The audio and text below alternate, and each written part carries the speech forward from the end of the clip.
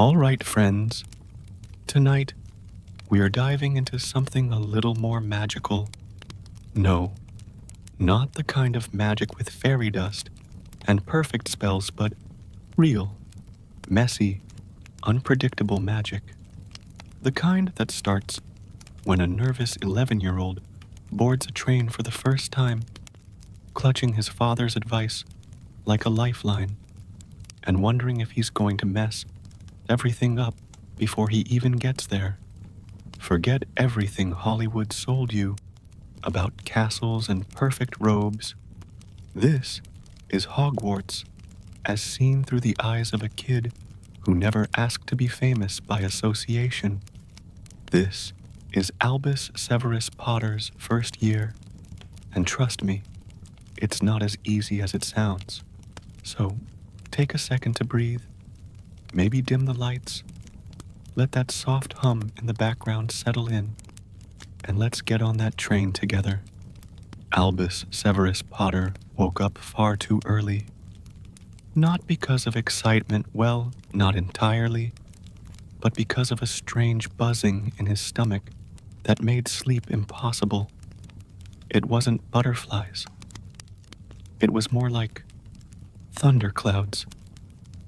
He stared at the ceiling of his room at the burrow. The room had been hastily thrown together from old furniture and Weasley hand-me-downs, but he liked it. It smelled faintly of cinnamon and old parchment, comforting, familiar, and yet, this morning, even that smell felt like it belonged to someone else's life.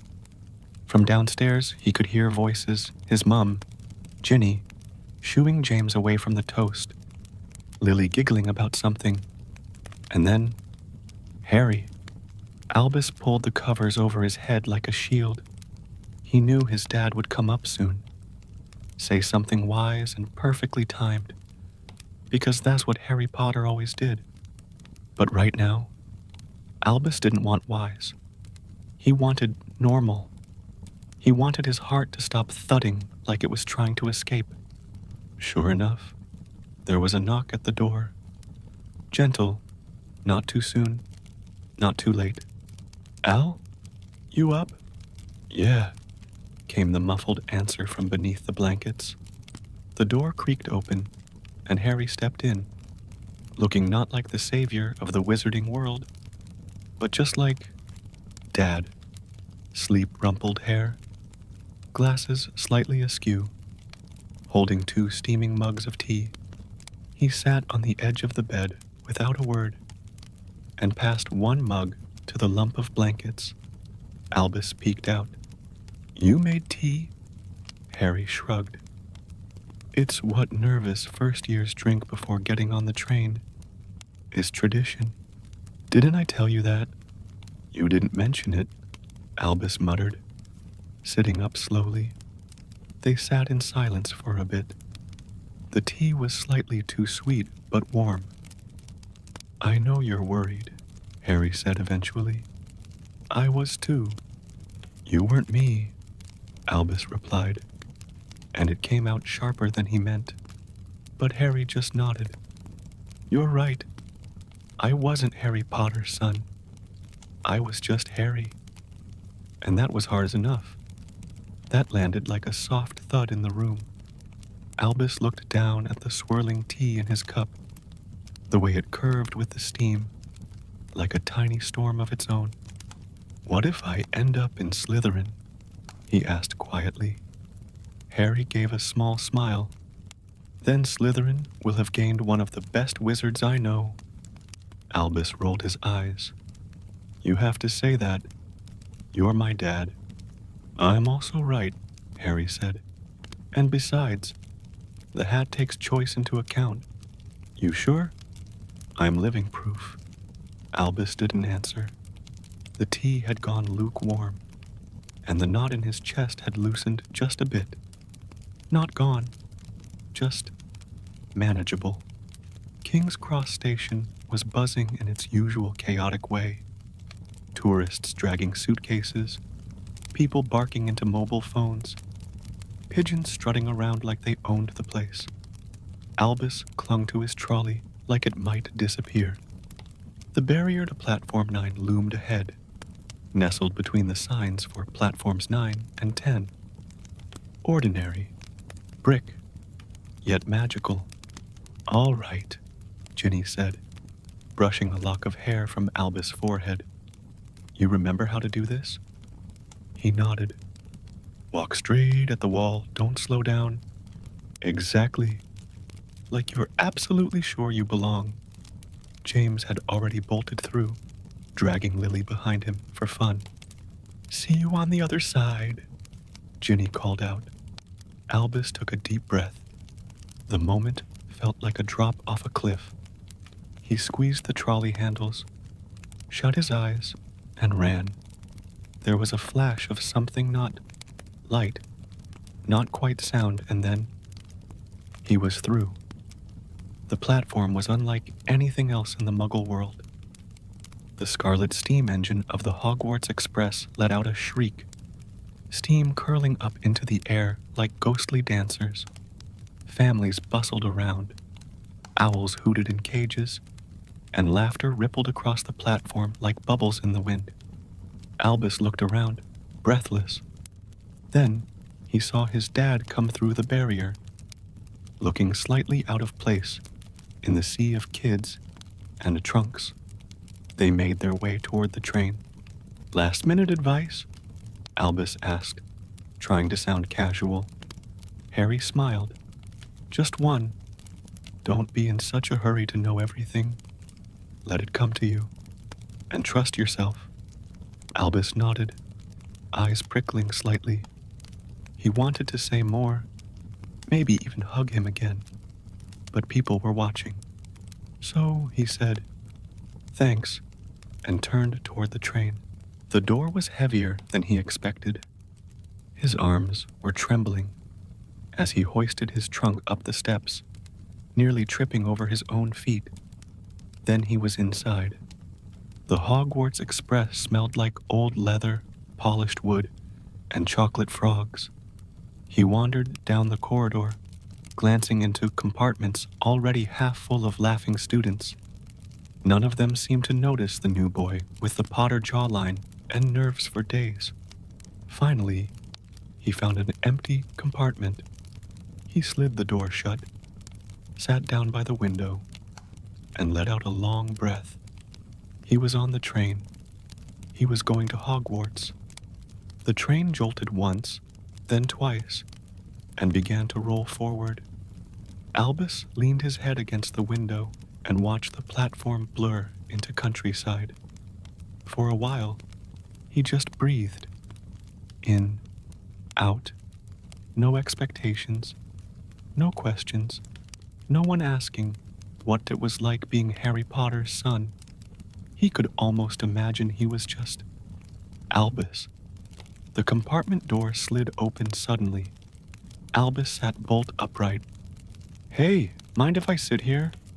Asked a boy with a lopsided grin and curly black hair that clearly had no interest in being tamed.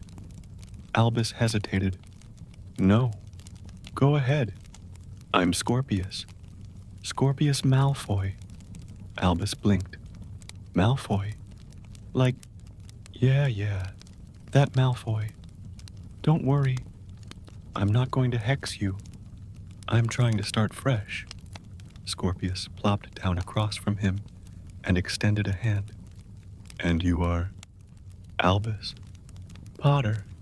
Scorpius froze mid-handshake, then raised an eyebrow. Well, we're just full of baggage, aren't we? Albus laughed in spite of himself. Guess so. Let's make a deal, Scorpius said, suddenly serious. You're not your dad. I'm not my dad. We survived this year. Maybe don't set anything on fire, and that's a win. Albus nodded slowly. Deal. The tension eased. The train rolled on. By the time the trolley witch came by, they had filled the space with nervous chatter, a few awkward silences, and 3 boxes of Bertie Bott's, every flavor beans. I swear this one was meatloaf, Scorpius said, grimacing. Albus laughed. I got one that tasted like old socks once. Why do people like these? Because they're disgusting in a fun way? Scorpius nodded thoughtfully. That actually tracks. They shared pumpkin pasties and chocolate frogs, which melted slightly in the heat of the compartment. Outside the window, the landscape grew darker, wilder. Hills rose in the distance. The sun began to dip low, painting the sky with streaks of orange and violet. Albus' nerves hadn't vanished, but they'd rearranged themselves into something manageable, like background noise, like the gentle hum of the train beneath their feet. Wonder what the castle looks like, Scorpius said. Massive, Albus guessed, and probably full of portraits that judge your hair.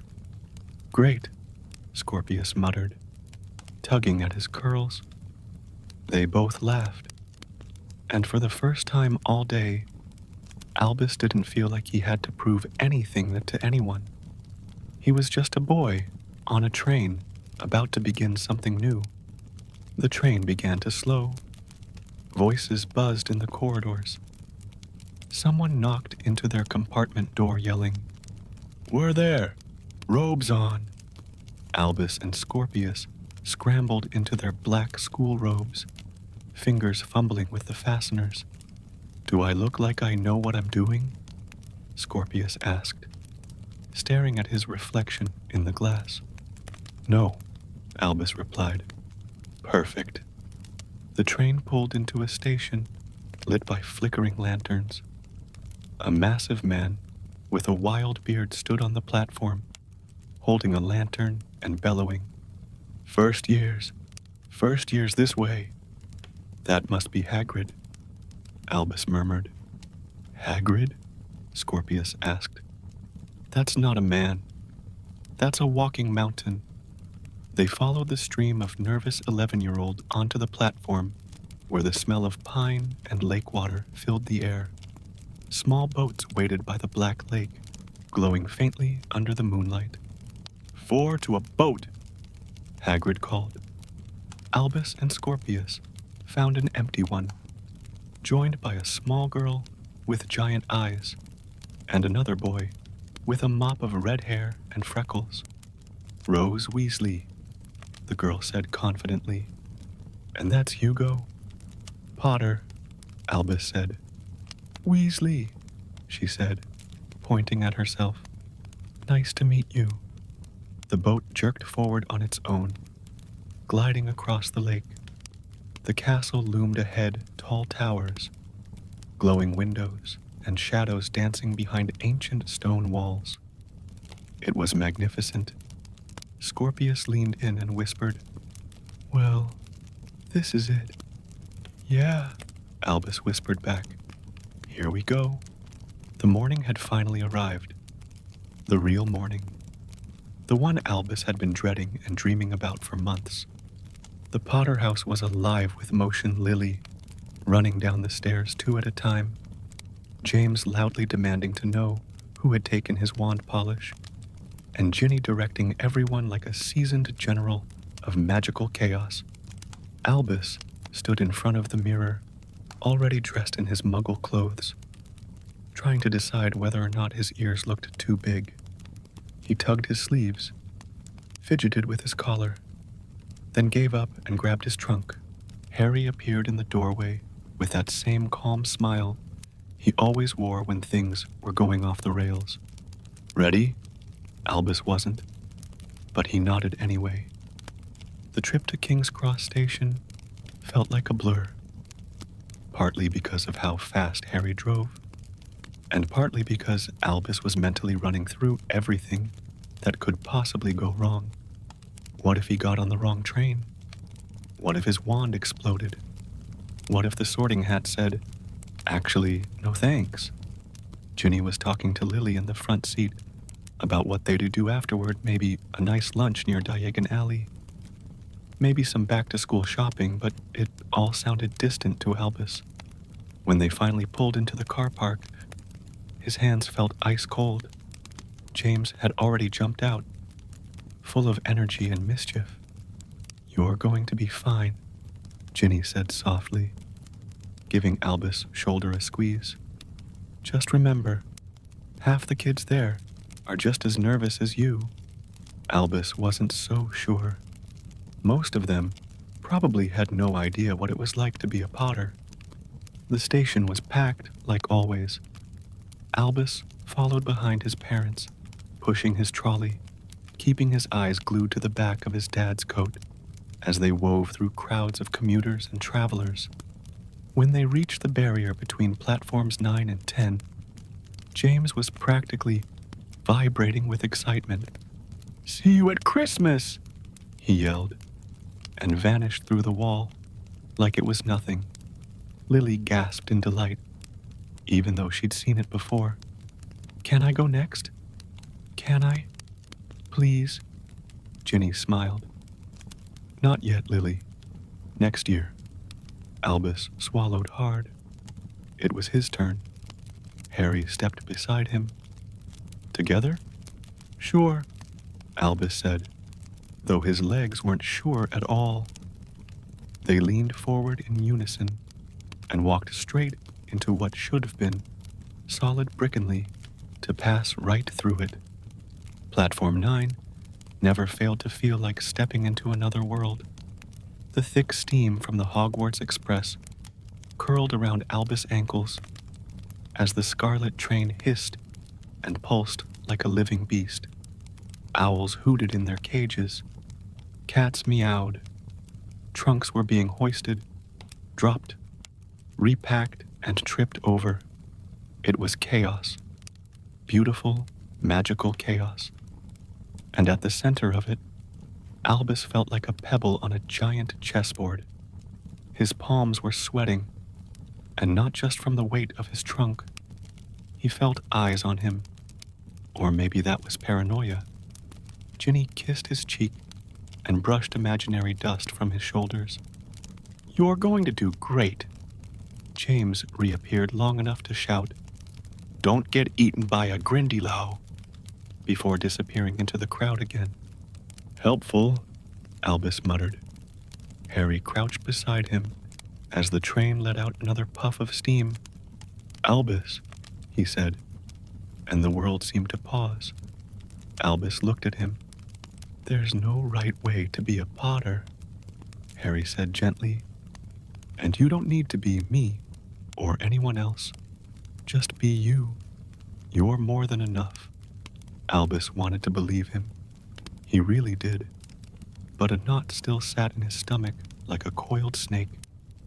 "I'll try," he said quietly. Harry gave him a final squeeze on the shoulder. "That's all I ask." They stood there for a second longer, just watching the train. Then a voice shouted, "All aboard!" And the platform surged to life. Albus took a breath and stepped toward the train. The stairs were steep, the door heavy. Inside, the Hogwarts Express was warm and bustling. Voices echoed from compartment to compartment, some students yelling greetings to friends, others dragging trunks along the corridor with a mix of panic and determination. Albus wasn't sure where to go.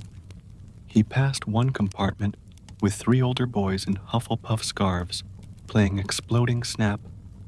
Another was filled with girls who all seemed to be trying out makeup charms, half of them accidentally dyeing their eyebrows neon blue. Then he spotted a familiar head of platinum curls. "Scorpius?" he asked, sliding the door open. Scorpius grinned. "Saved you a seat." Albus let out a breath he hadn't realized he was holding and collapsed onto the seat opposite him. "Was starting to think you'd chickened out," Scorpius said, kicking his feet up. "I considered it," Albus admitted. "But you came.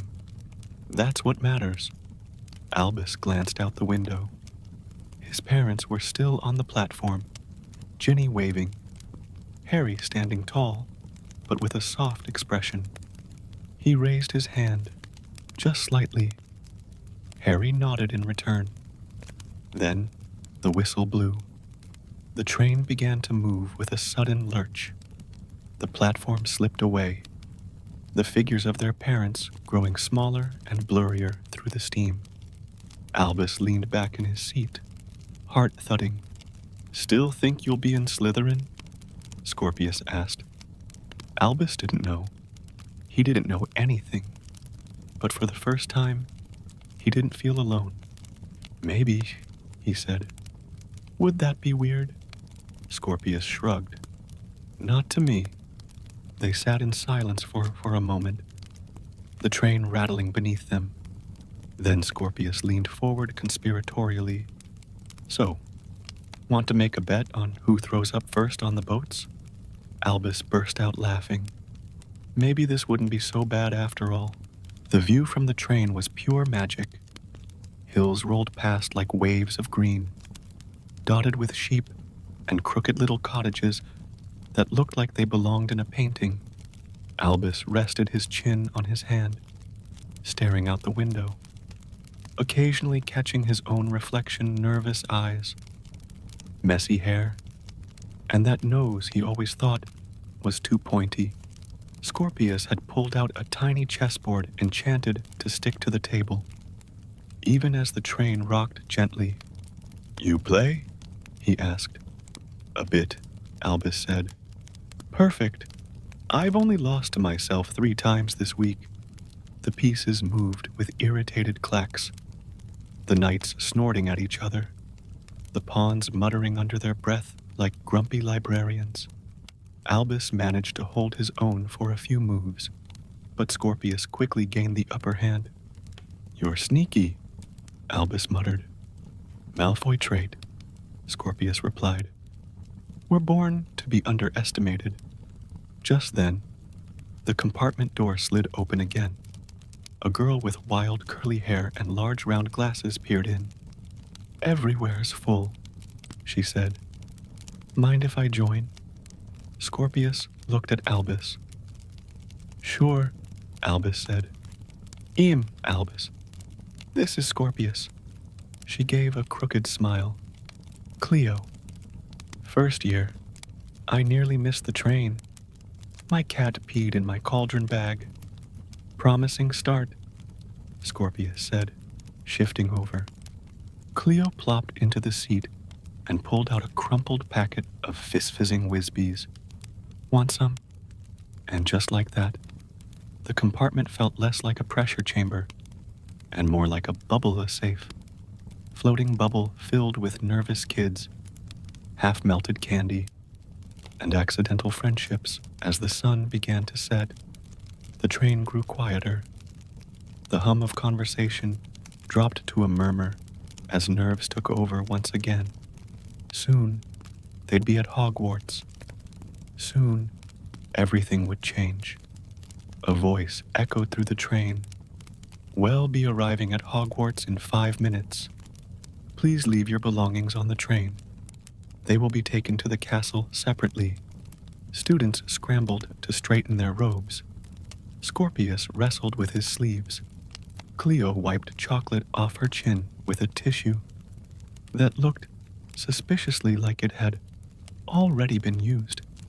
Albus stood and checked his reflection in the window. His hair was a disaster. "Of course. Ready?" Scorpius asked. "Nope," Albus replied honestly. Cleo patted his shoulder. "We'll survive." The train screeched into the station. Lanterns outside cast golden rings of light through the windows. Albus' stomach did a somersault.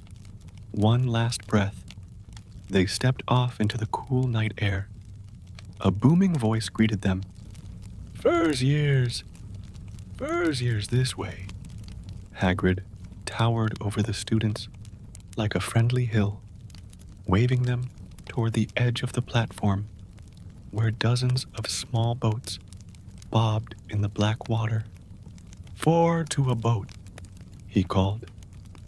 Albus climbed into one, with Scorpius, Cleo, and a quiet boy who hadn't said a word the whole journey, but nodded politely.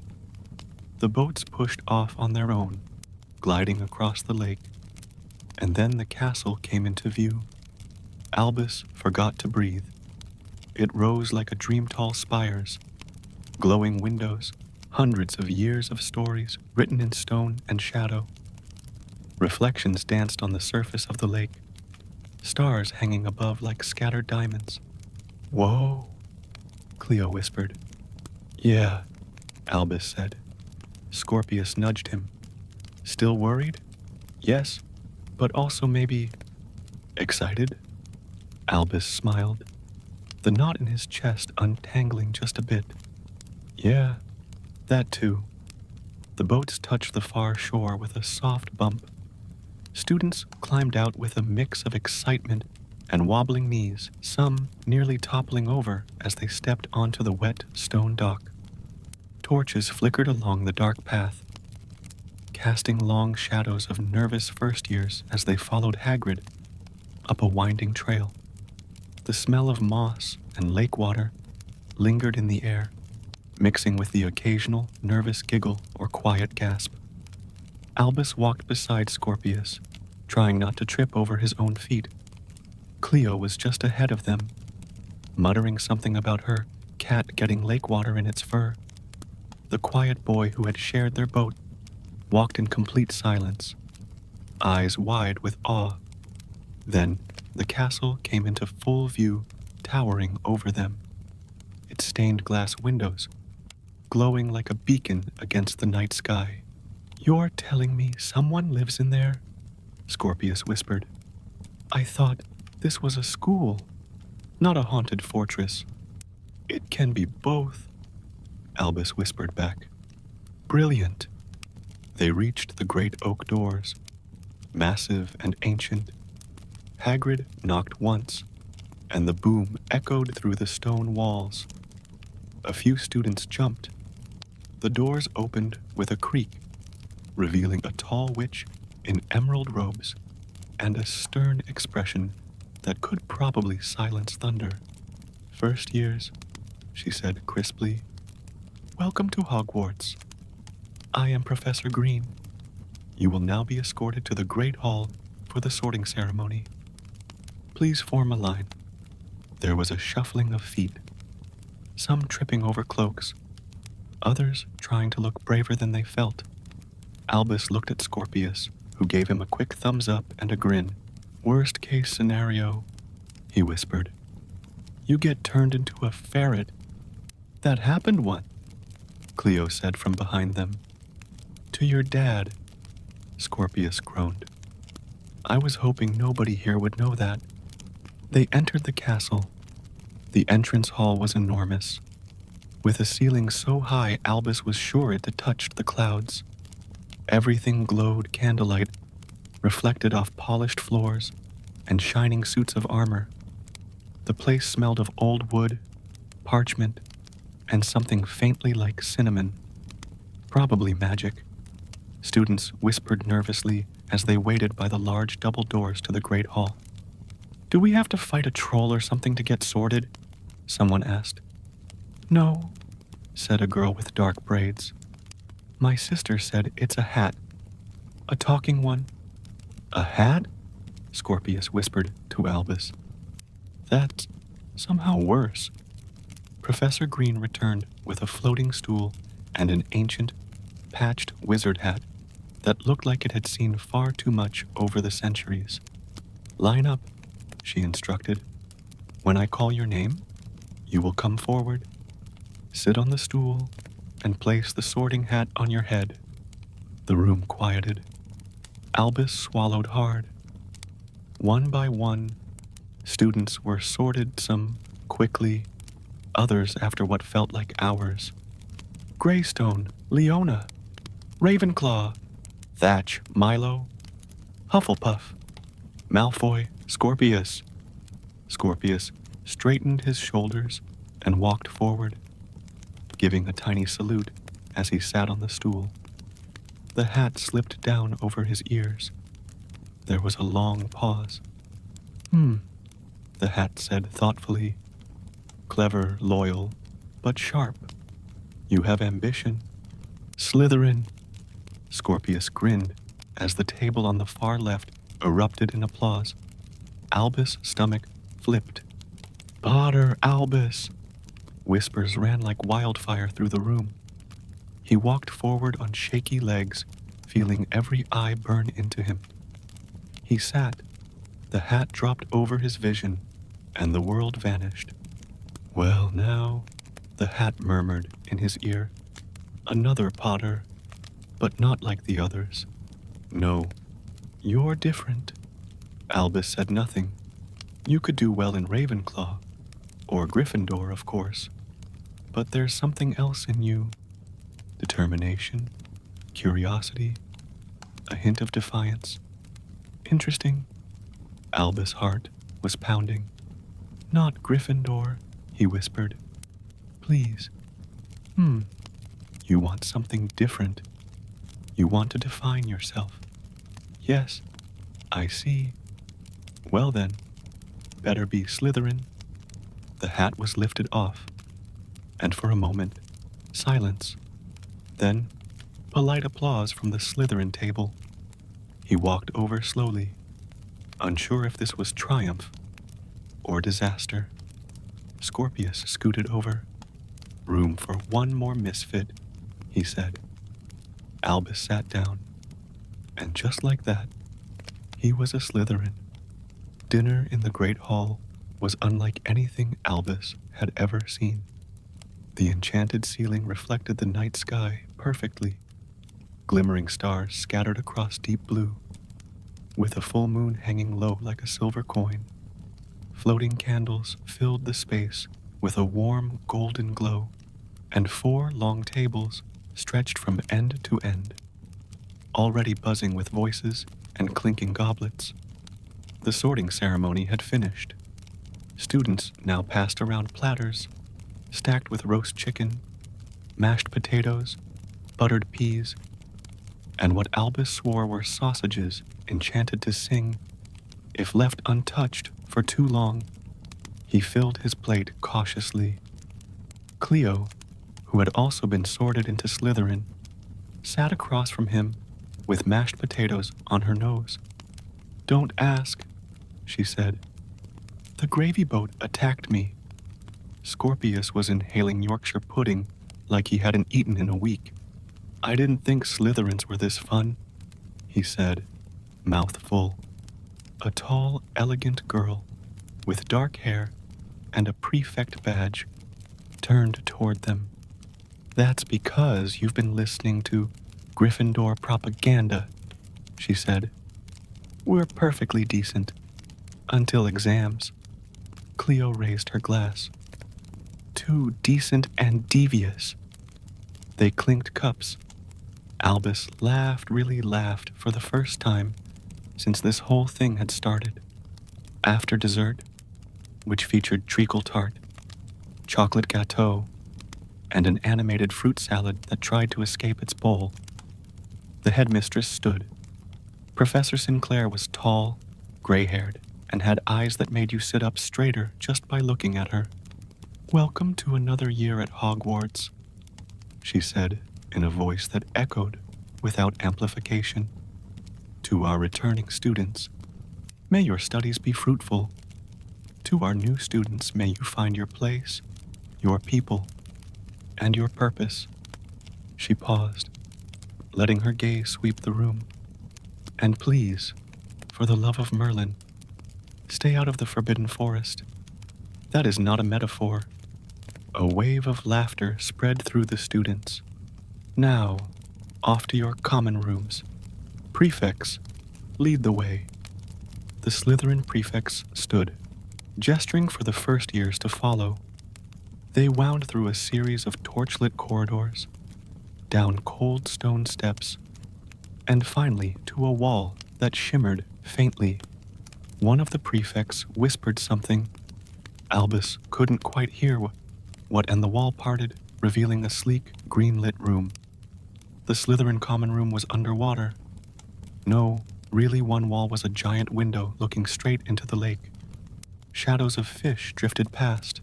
The room was filled with emerald couches, floating orbs of soft light, and the low hum of magic pulsing in the stone. Whoa, Scorpius breathed. It's like a villain's lair. I know, right? Cleo grinned. I love it. They were shown to their dormitory's rounded stone rooms, with 4-poster beds, green velvet curtains, and chests already waiting with their names. Albus sat on his bed for a long time, staring at the carved ceiling. He wasn't sure what tomorrow would bring.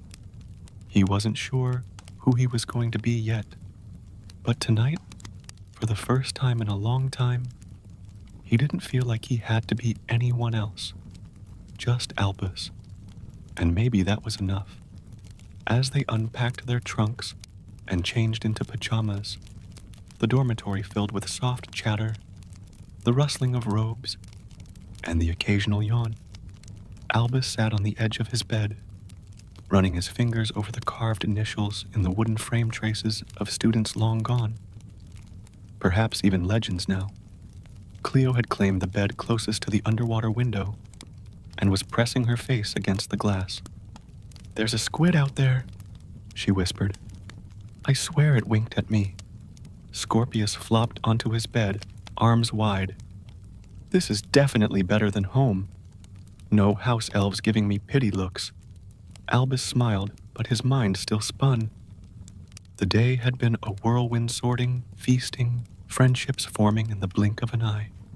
He lay back and stared at the green glowing ceiling, its soft shimmer mimicking water dancing above. Do you think the professors are strict? He asked. Scorpius answered from under a pillow. Probably. But I bet they're weird too. Like one of them definitely talks to plants. Or their shoes. I just hope I don't blow anything up in class, Albus muttered. You will, Cleo said cheerfully. It'll be spectacular. Albus chuckled, then turned serious. I didn't think I'd be here. In Slytherin. Me neither, Scorpius said. Thought they'd toss me in a dungeon and call it a day. But I like it, Albus admitted. There was a long pause, and then Cleo said, Same. The three of them sat in the quiet, wrapped in the glow of their new home, the gentle bubbling of lake water echoing through the glass. 1,000 stories had started here before theirs, and now one more had begun, with a Potter, a Malfoy, and a girl who smelled like cat pee and cauldron polish. And honestly, Albus wouldn't have had it any other way. Albus woke before the sun. For a moment, he didn't remember where he was. The green glow from the underwater window cast ripples across the stone ceiling, and the muffled groan of the lake pressing against the walls made everything feel otherworldly. Then it clicked. Hogwarts. He was at Hogwarts. He sat up in bed, heart thudding not in fear this time, but in disbelief. Yesterday had been a blur. Trains, boats, hats that talked and judged your soul. But now, the real part began. Classes, spells, homework, possibly explosions. Scorpius was snoring lightly in the next bed, curled into a blanket like a hibernating hedgehog. Cleo had somehow managed to sprawl across her bed diagonally, one sock dangling from the canopy. Albus got dressed quietly. His new uniform still smelled like packaging parchment. He pinned the green and silver Slytherin crest to his robes and stared at it in the mirror. Let's see what you're made of, he whispered to his reflection. The reflection didn't answer, which was probably for the best. The common room was empty, save for a flickering fire and a few magical lamps hovering near the ceiling. Albus took a moment to explore, running his fingers along the smooth stone walls. admiring the massive window that looked out into the lake. A shoal of silvery fish drifted by lazily, one of them winking at him, or maybe he imagined that. By the time Scorpius and Cleo emerged, groggy and yawning, he had already read half a plaque detailing Slytherin house history. Most of it sounded like political ambition and snakes, but also loyalty, cleverness, and a bit of pride. Is it just me? Scorpius muttered. Or does this place make you feel like you should be plotting something? I had the same thought, Albus said. But like, polite plotting. With tea. Cleo nodded. Slytherins don't get mad. They get strategic. Strategic revenge, Scorpius added. Exactly. They made their way to the great hall for breakfast, following older students who knew the way through secret corridors and vanishing staircases that sometimes turned mid-step just to be annoying. The great hall looked completely different in the morning light. The ceiling now mirrored a soft, golden sky. Sunbeams filtered in through the high stained glass windows, making the floating candles look like glowing dandelions. The tables were piled with breakfast foods, golden toast, pumpkin juice, platters of eggs, sizzling sausages, fruits that glistened like they'd been polished. Albus hesitated before sitting down at the Slytherin table, still unsure if someone would tell him he didn't belong. Instead, a tall sixth year scooted over and gestured for them to sit. New firsties. Don't worry, it gets easier. Does what get easier? Cleo asked. Everything, he replied. The magic, the homework, the stairs, especially the stairs. As they ate, mail arrived. Dozens of owls swooped into the hall, wings flapping, dropping letters and packages onto laps and into porridge bowls with surgical chaos. A large tawny owl dropped a letter in front of Albus. It was from his mum. He smiled, unfolding it carefully. Ginny's handwriting danced across the parchment. Al, your dad said you got into Slytherin. We're proud of you. You seriously? Be yourself. Also, remember to write back or I'll send a howler. Love, Mom. P.S. James already told your siblings that you joined a snake cult. Don't worry, well, sort him out. Albus laughed out loud. What's that? Scorpius asked. Just my mum threatening my brother with unspecified consequences. You know, normal stuff. After breakfast, the first years were ushered through the castle in small groups, each led by a prefect who looked far too awake for this hour. Their guide was a fifth-year girl named Marla, who had a voice like a history book, but the expressions of a stand-up comedian. This, she said dramatically, pointing at a long corridor with moving portraits, is the Hall of Faces. No, they don't talk back if you insult them. Yes, they will glare at you for a week. A portrait of a grumpy wizard in a frilly green hat immediately scowled. Cleo bowed to him mockingly.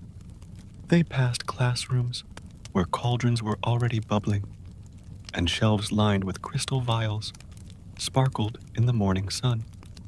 The dungeons were cool and quiet, but the higher floors were alive with noise, students laughing, arguing, racing to their first lessons. Marla led them past a tapestry of trolls in ballet tutus, then gestured to a giant spiral staircase. Up here is the astronomy tower. It's where you'll freeze your eyebrows off at 2 a.m. While identifying stars, you'll forget by lunch. Scorpius whispered to Albus. I already love this place. When they finally reached their classroom for their first official lesson, charms, Albus's stomach was in knots again. The room was bright and circular, with tall windows and a chalkboard covered in looping cursive spells. Professor Velwyn was a small wizard with enormous glasses and hair that looked like it had been hit by a small electrical storm. "Wands out," he said cheerfully. "We're beginning with something gentle. Lumos?" Albus gripped his wand tight. He'd practiced at home, of course, but this felt different. Everyone was watching. "Lumos," he said softly. "Nothing."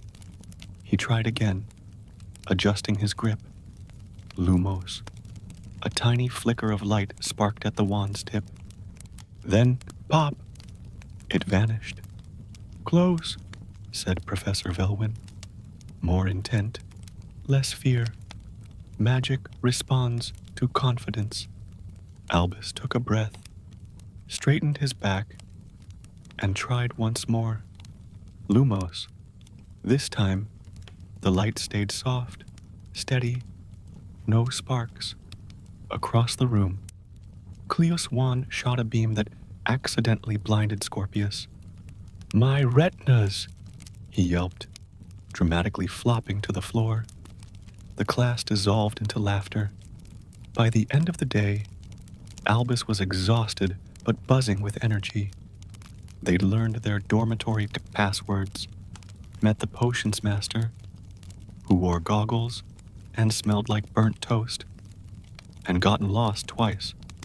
Scorpius had already declared war on a painting that kept tripping him with its frame.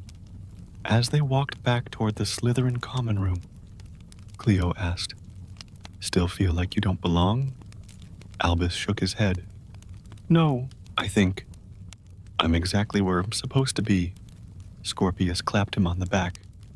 "Good, because we already voted and decided we're adopting you." Albus grinned. "Then I guess I'm stuck with you. Forever," Cleo said dramatically. "Slytherin, misfits for life." The three of them laughed as they descended the stone steps, the lake light rippling ahead like the start of an adventure. That evening, after their final orientation walk, the Slytherin first years returned to their common room, looking like they'd just run a marathon. Albus dropped onto a velvet armchair with a groan.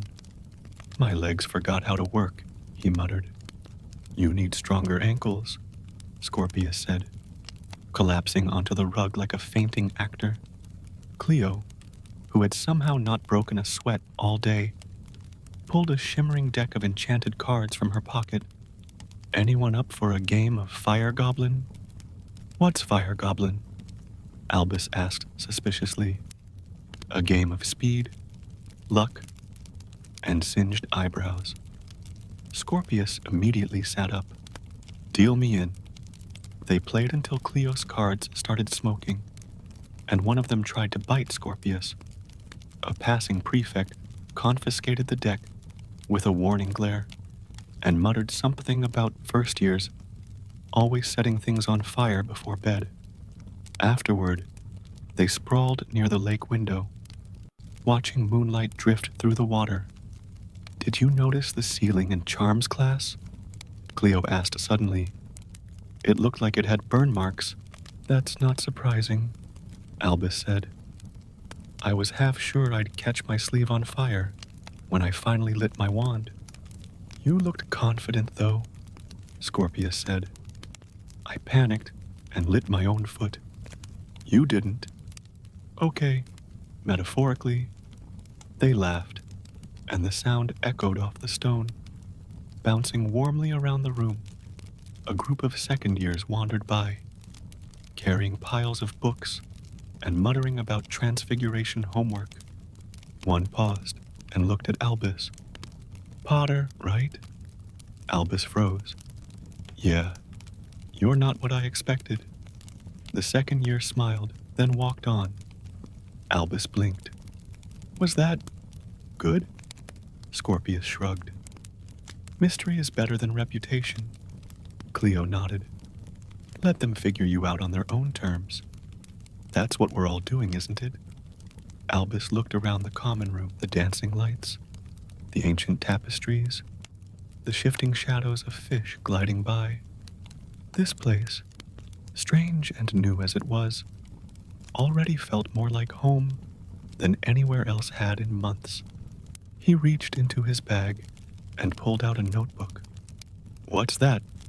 Scorpius asked. I figured, if I'm going to be here for 7 years, I might as well write some of it down. A memoir? Cleo teased. The misadventures of Albus, the almost flammable? He grinned. Maybe. And as he scribbled the first few lines, Albus felt something shift inside him, not magic exactly, but something quieter, like he was finally stepping into his own story. The flickering green glow of the Slytherin common room had dimmed to a softer hue by the time the first years returned from dinner. The torches had settled into a calm flicker, and the lake outside had turned a deep black, pierced only by the occasional shimmer of moonlight. It was late, and the buzz of excitement had given way to something quiet and nervous, yawns, heavy feet, and the weight of realization settling in. This was it. Their first night at Hogwarts. Albus followed the others into the narrow corridor leading to the boys' dormitory. He could hear footsteps echoing ahead, shuffling, dragging trunks, whispers of, "Where do we sleep? And do we get our own beds?" The dormitory door creaked open with a sound like a sleepy dragon waking from a nap.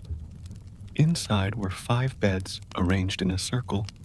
Each had green curtains tied back with silver cords, trunks already waiting at the foot of each mattress, and a small enchanted lantern glowing softly above. It was simple, but cozy. It smelled faintly of old wood, lake water, and something oddly minty. Albus took the bed furthest from the door. Scorpius flopped onto the one to his right, immediately burying his face in the blanket. "I'm not moving again until breakfast," he declared into the sheets. Another boy entered, tall, sharp-featured, with meticulously combed hair and robes without a single wrinkle. He glanced around and sighed. "Guess this one's mine," he said, setting his trunk down at the bed beside Albus. "Name's Damien Rosier. My father told me to expect chaos and incompetence from dorm mates. So far, I'm not disappointed." Scorpius opened one eye and muttered, "You're a delight." A fourth boy appeared, shorter, freckled, and clearly dragging a trunk twice his size. "Help!" he squeaked. Albus stepped forward and gave him a hand. "Albus, that's Scorpius. He's Damien, and he's apparently allergic to smiles." The boy grinned. "Shay Dunbar. My parents are muggle dentists. I think I packed more toothpaste than socks." They laughed, and Damien groaned. "Great," he muttered. "A mudblood and a Potter. Why don't we invite the Sorting Hat to move in too?" The room went quiet. Albus stared at him. "You want to repeat that?" Scorpius sat up, fully awake now. "You're brave for someone with so many pressed seams." Damien rolled his eyes and muttered, "Forget it," turning away to unpack. Albus clenched his jaw, but said nothing. It was their first night. He wasn't going to start a duel before bedtime, but he made a mental note. Not everyone in Slytherin was a friend. Shay settled into his bed opposite Albus, wiping sweat from his brow and still laughing softly to himself. "First night, and already drama," he muttered. "This is gonna be fun." Scorpius stretched and groaned, kicking off his shoes and tossing them under the bed without aiming. "I give it 2 weeks before someone casts a jinx that turns Damien into a teapot." "I'd pay to see that," Albus replied. From the hallway, Cleo's voice floated through the door, yelling something about girls getting the better dorm view. Shay snorted. That wouldn't surprise me. There was a sense of something fragile, but growing in the room. Those first thin threads of camaraderie that might one day turn into real friendship. But just as quickly, it could all go wrong. They were still strangers, after all. Strangers thrown into the same house, same room, same 7-year storm. Albus flopped back on his bed, staring at the domed stone ceiling. It was enchanted, like the common room, rippling faintly with lake light. Occasionally, a shadow of a fish passed overhead, and once, something enormous glided silently by, casting the room in momentary darkness. The silence between the 4 boys stretched for a moment, not awkward exactly, but full of exhaustion. Then Scorpius broke it. Do you think our beds are charmed to make us dream about snakes? No, Shay said, yawning. But I bet Rosier dreams about being head boy already. A pillow sailed across the room and smacked Shay in the face. Yep, he said, not even moving. Definitely head boy material. They fell asleep one by one. Albus lay awake a little longer, listening to the soft breathing of the others, the occasional groan of the castle settling overhead, and the deep, resonant hum of Hogwarts magic. It was everywhere in the floor, in the air, in the very shape of the silence. For the first time since stepping onto Platform 9, he didn't feel anxious, just tired, and ready. The next morning arrived with a cold breeze and a glowing orb that hovered in the center of the dormitory, blinking like a sleepy sun. Wake up, it chirped. Time for your first full day of learning. Don't be late, or you'll regret it forever. Scorpius threw a sock at it. 5 more minutes. No minutes, the orb replied cheerfully. Your robes are waiting. Your schedule has arrived, and breakfast doesn't last forever. Reluctantly, the boys dragged themselves from bed and into their robes. A piece of parchment lay on each trunk, fluttering slightly. Their schedules, charms, then transfiguration, then potions, Shay read aloud. And then free period. Free period, what do we do with that? Homework, Damien said flatly. Unless you're planning to fail before the weekend, Shay shrugged. I was thinking nap, but thanks for the encouragement. Down in the common room, Cleo and 2 other girls, Marcy and Anika, were already waiting. Cleo looked unusually awake, sipping something steaming from a floating mug. What is that? Albus asked. Coffee, she replied, eyes wide. My mum sent it with me. She said I'd need it to survive magical adolescence. Scorpius leaned in and whispered, Can I marry your mother? No, but I'll trade you a cup for your pumpkin tart at lunch. Done. Breakfast was a whirlwind. The great hall was buzzing, owls soaring through the air with late letters, and first years rushing between bites and panicked conversations about where classrooms were located. Albus poked at a sausage distractedly. Worried? Cleo asked. He nodded. I don't know if I'm ready. You don't need to be ready, she said. You just need to show up. Spoken like someone who's never accidentally caught their dad's tie on fire while practicing spells. True, she said, grinning. But there's still time. Charms class began in the same circular room as the day before. Professor Velwyn stood in front of the class with his hair now looking even more unstable, as if it had slept in a wind tunnel. Today, he announced, we move from illumination to levitation. The class let out a collective groan. Don't moan. Levitation is a foundational charm. You'll need it if you ever want to. Oh, I don't know. Survive a collapsing ceiling. Save a friend from falling off a cliff. Or more practically, float your quill back when it rolls under your desk. He handed out feathers. Albus stared at his for a moment.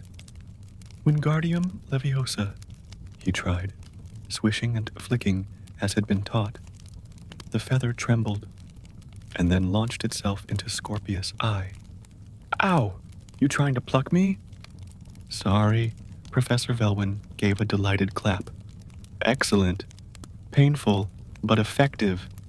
Cleo's feather floated up immediately, spinning like a leaf in the wind. How are you so good at this? Scorpius asked, rubbing his face. I practiced, she replied smugly. Also, I once levitated my hamster. It didn't love it. After charms came Transfiguration Professor Thatch.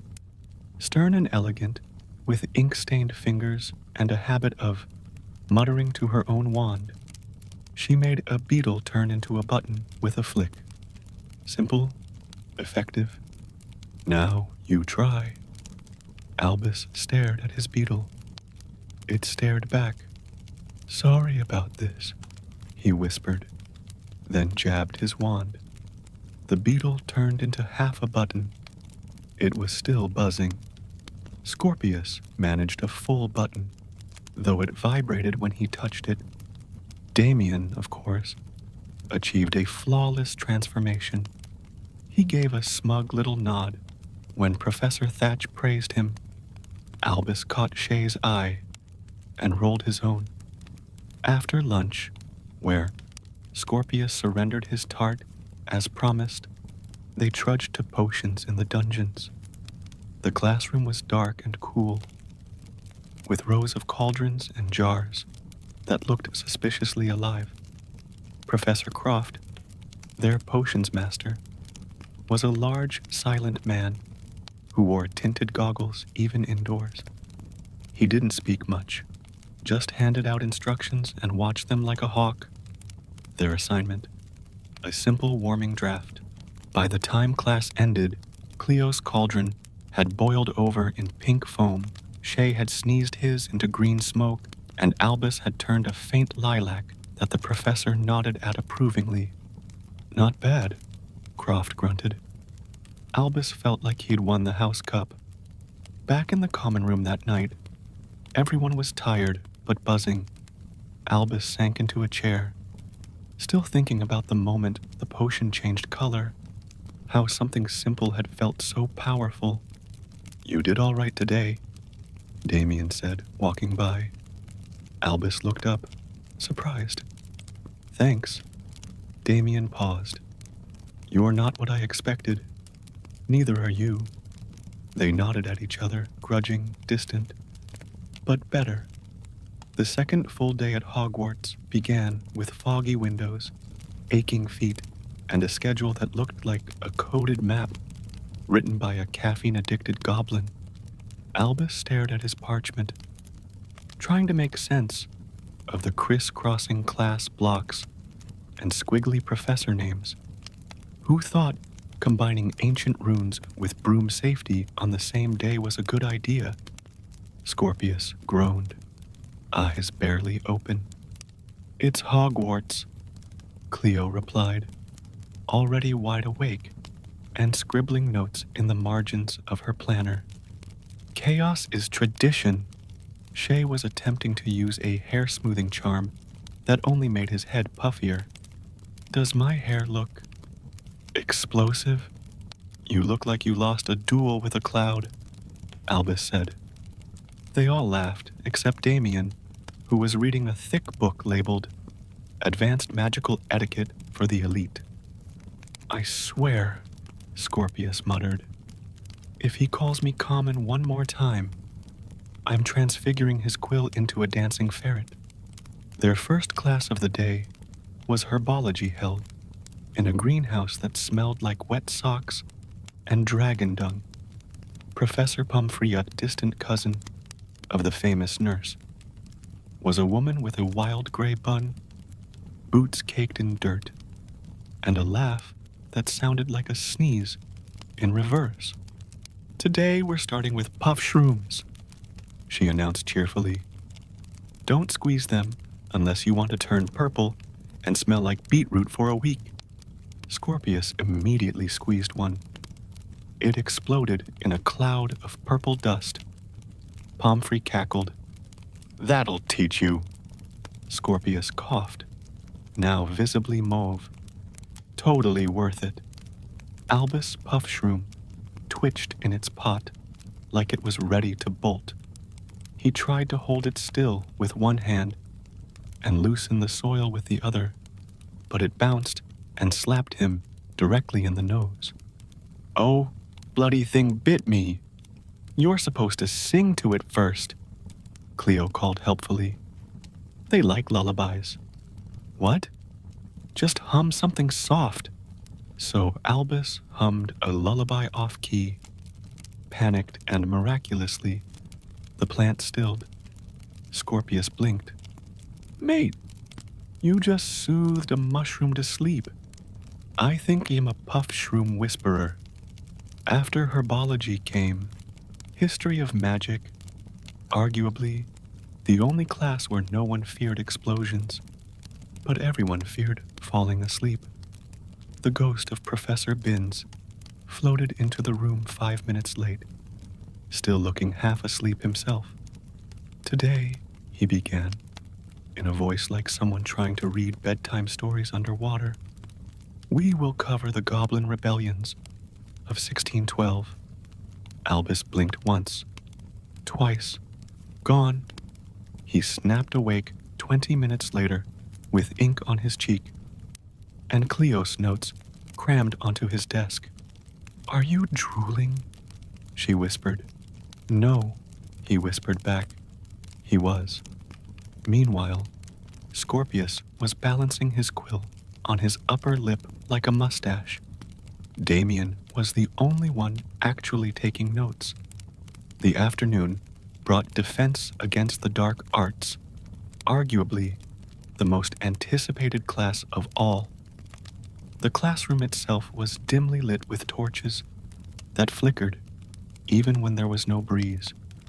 The walls were lined with odd, magical, artifacts-faded skulls, preserved clawed hands, and a massive stuffed manticore that stared at them with glassy eyes. Professor Sallow entered like a gust of silent wind.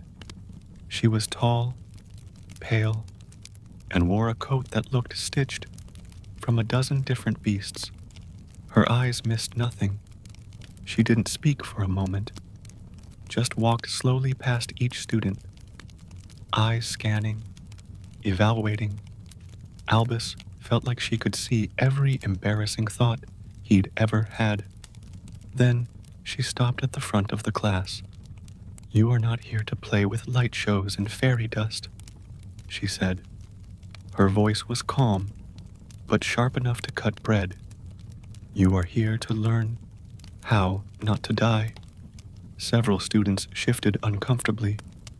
Cleo whispered, So cheerful. We begin, Professor Sallow continued with Boggarts. What you fear most, what you hide, what you pretend doesn't control you. Here, we learn to laugh at it. Scorpius nudged Albus. Great. I've always wanted to publicly confront my deepest insecurities. Line up, Sallow ordered. One by one, students faced the boggart. It took the form of massive spiders, failing grades, angry parents. Shay's boggart turned into a dentist, wielding a drill the size of a sword. Cleo's turned into a room full of people staring in judgmental silence. She blasted it into dust while shouting, Stop watching me eat! When it was Albus' turn, the boggart paused before shifting. It became Harry Potter, not angry, not shouting, just disappointed, cold, distant, Albus froze. His wand hand shook. Then quietly, he whispered, "Ridiculous." The image of Harry slipped on a banana peel and landed in a cauldron of pudding. The class burst out laughing. Albus stood there, heart pounding. Professor Sallow gave a single nod. Better than expected. After class, they trudged back toward the Slytherin common room, mentally fried. "You're boggart," Scorpius said gently. "I know. Want to talk about it? Maybe later." They didn't press. That was the thing about real friends. They didn't need to fill every silence. Sometimes they just walked beside you, steady and quiet. And that was enough. Back in the common room, they collapsed into armchairs. Cleo was scribbling homework notes. Shay was practicing wand flourishes with a spoon. Scorpius was rubbing his temples. Albus stared into the flickering, lake-lit fireplace. "I survived," he muttered. "You did more than that," Cleo said. "You soothed a puff shroom, beat a boggart, and survived Sallow's stare. That's triple points in my book." Scorpius raised his spoon. "To Albus, the fearless, the plant charmer, the son of a legend who might just be writing his own." They all clinked spoons in the air and laughed. For the first time since arriving at Hogwarts, Albus didn't feel like a boy walking in someone else's shadow. He felt like himself, and that was enough. The next morning, Professor Sallow's words still echoed in Albus' mind. "You are here to learn how not to die." Cheery stuff to start the year with, but there was something oddly comforting about the brutal honesty. No babying, no false promises. Just, here's the world. Let's deal with it. Their next class was astronomy. It was held at midnight, because apparently sleep was optional at Hogwarts.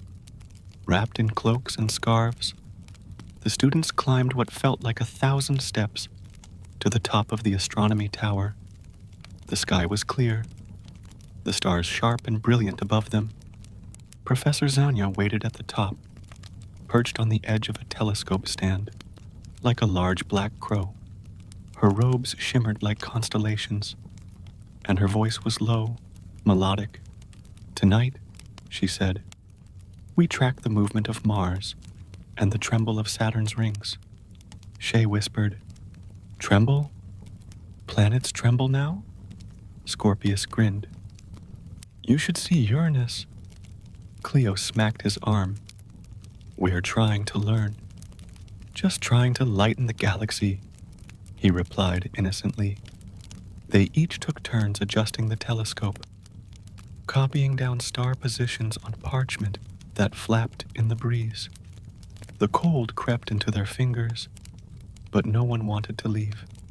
Albus stared at the sky for a long time, longer than he meant to. The stars didn't judge. They didn't care who your father was. They just were. It was oddly soothing. Back in the common room, he found himself thinking of his dad again. The image from the boggart haunted him not because it was true, but because it could be. Cleo sat beside him, dropping into the chair with a thud. "You ever feel like you're just trying not to mess up someone else's legacy?" he asked quietly. "All the time," she said. "But then I remember they built the legacy.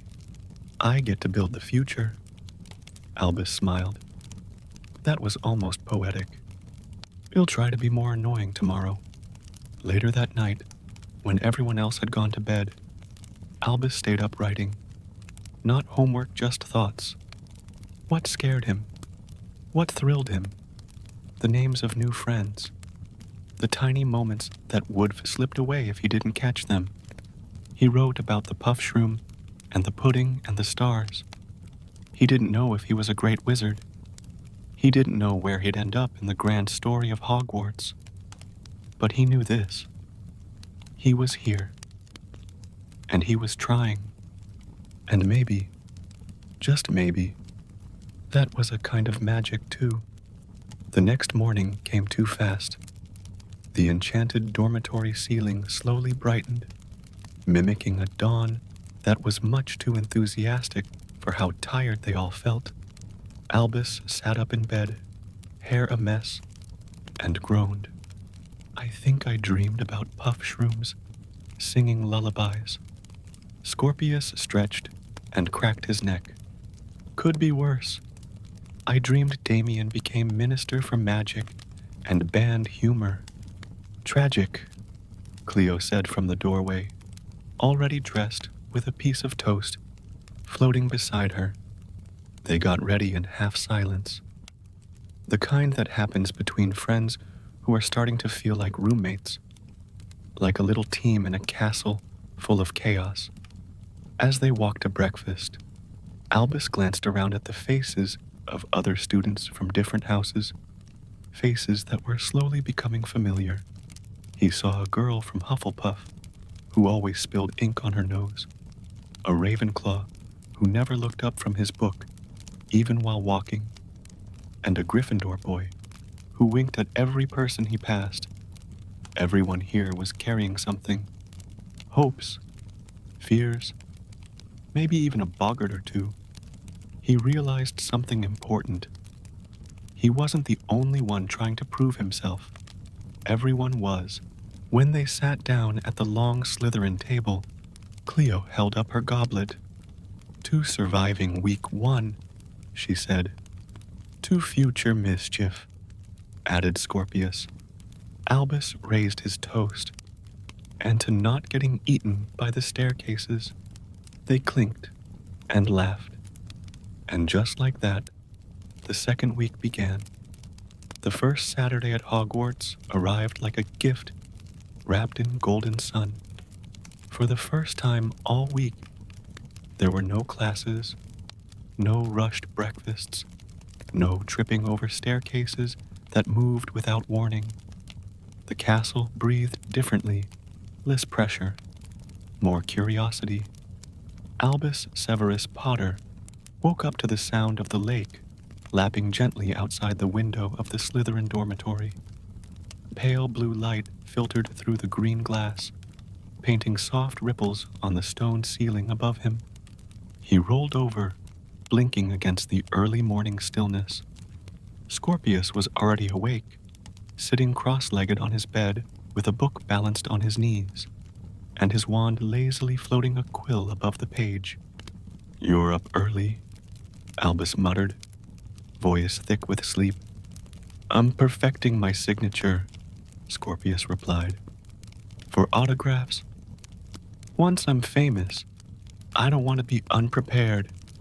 Albus grinned and sat up. Famous for what, exactly? Scorpius tapped the page. Undecided, maybe the first person to successfully charm a troll into a dance recital, or invent a potion that turns your enemies into politely apologetic versions of themselves. That would revolutionize Slytherin diplomacy, Albus said. They both laughed. A moment later, Cleo burst into the dorm with a banana in one hand and a rolled-up piece of parchment in the other. Up, now. I've got something. You've got breakfast and an attitude, Scorpius said, stretching. What's the parchment? Map, Cleo said. I found it in a book about castle maintenance charms. It shows areas that aren't usually accessible, including, she unrolled it dramatically, a corridor that connects to the 5th floor near the Transfiguration classrooms. It's not marked on the normal Hogwarts maps. Albus blinked. How come we never noticed it? Because it's hidden behind a statue of a sleeping minotaur. And because Hogwarts likes secrets. Scorpius raised an eyebrow. And you want us to sneak in? Cleo grinned. Of course. Isn't that what Saturdays are for? They finished breakfast quickly and slipped out through the entrance hall, winding their way toward the corridor Cleo had mentioned. The tapestry of the one-legged centaur was exactly where she said it would be, fraying at the edges, eyes rolling upward in boredom. "I'll do the honors," Cleo said, brushing the tapestry aside. Behind it, a narrow tunnel, barely wide enough for them to walk single file. "Who even builds this stuff?" Shay muttered, appearing behind them with a pastry still in his mouth. "Old wizards, with too much time and too little sanity," Scorpius replied. They crept through the passage, wands lit at their tips. The walls were stone and cool, lined with ancient bricks that whispered when they passed. Not real whispers, just the kind your brain thought it heard. Eventually, the tunnel opened into a forgotten room circular, filled with dust-covered furniture and shelves of old magical junk. The air smelled like aged paper and mothballs. "What is this place?" Albus asked. "A storage room?" Cleo guessed. "Or a hideout. Could have been used during the Battle of Hogwarts." Albus touched a cracked photo frame. Inside was a faded, moving image. A boy with messy hair, laughing as he fell off a broomstick. It looked like someone his dad might have known. They didn't stay long, but something about that room stuck with them. A secret place that belonged to no one. And now, maybe to them. That afternoon, they gathered in a sunny courtyard tucked between the castle's oldest towers. Students from every house lounged on benches or lay on the warm grass. Some read books. Others played magical chess with levitating pieces that occasionally slapped each other when bored. Albus sat beneath a crooked tree, sketching their hidden room in his notebook.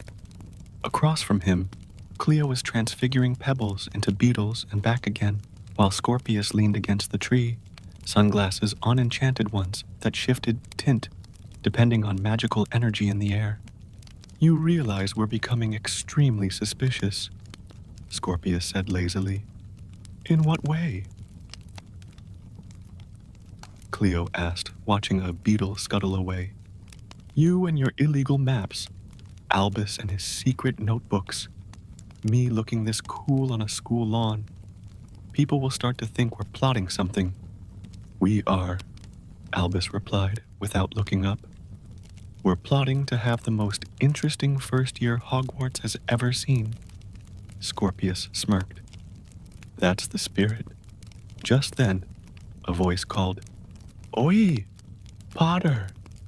They turned to see a short boy with a Gryffindor badge, curly red hair, and a smirk that screamed mischief. "You're Albus, right?" "Yeah, I'm Jax. This is Felix." He gestured toward a lanky Ravenclaw boy beside him, who gave a small wave. "We saw you three disappear behind the 5th floor statue earlier." Albus blinked. "You were spying?" "Please," Jax said. "We were observationally curious. And now we're very interested in being friends. Or co-conspirators." Scorpius raised an eyebrow. "You don't even know what we were doing." "True," Felix said. "But it looked like fun. Also, we're bored. And you three look like the kind of people who find things." Cleo exchanged a glance with Albus, then Scorpius. "Well," she said, "we might be starting something." "What kind of something?" Jax asked. "The kind that gets written down in enchanted notebooks." Jax grinned. "We're in." Over the next week, the group grew. Marcy from Hufflepuff, who could pick magical locks with a charm she invented herself. Hugo from Ravenclaw, who had a photographic memory and a terrible fear of frogs. Even Damien Rosier, who joined reluctantly one afternoon after Albus caught him poking around near the hidden room. "What are you doing here?" Albus had asked. "I got curious," Damien replied, "and I don't have friends." So, it was the closest thing to a confession they'd get. Cleo let him in on the condition that he never again call anyone a mudblood. He didn't argue. By the third Saturday, the club as it was slowly being called had drawn up a code of conduct. Rule 1, no telling teachers. Rule 2, all discoveries get logged in the notebook. Rule 3, always leave a chocolate frog behind when borrowing anything enchanted.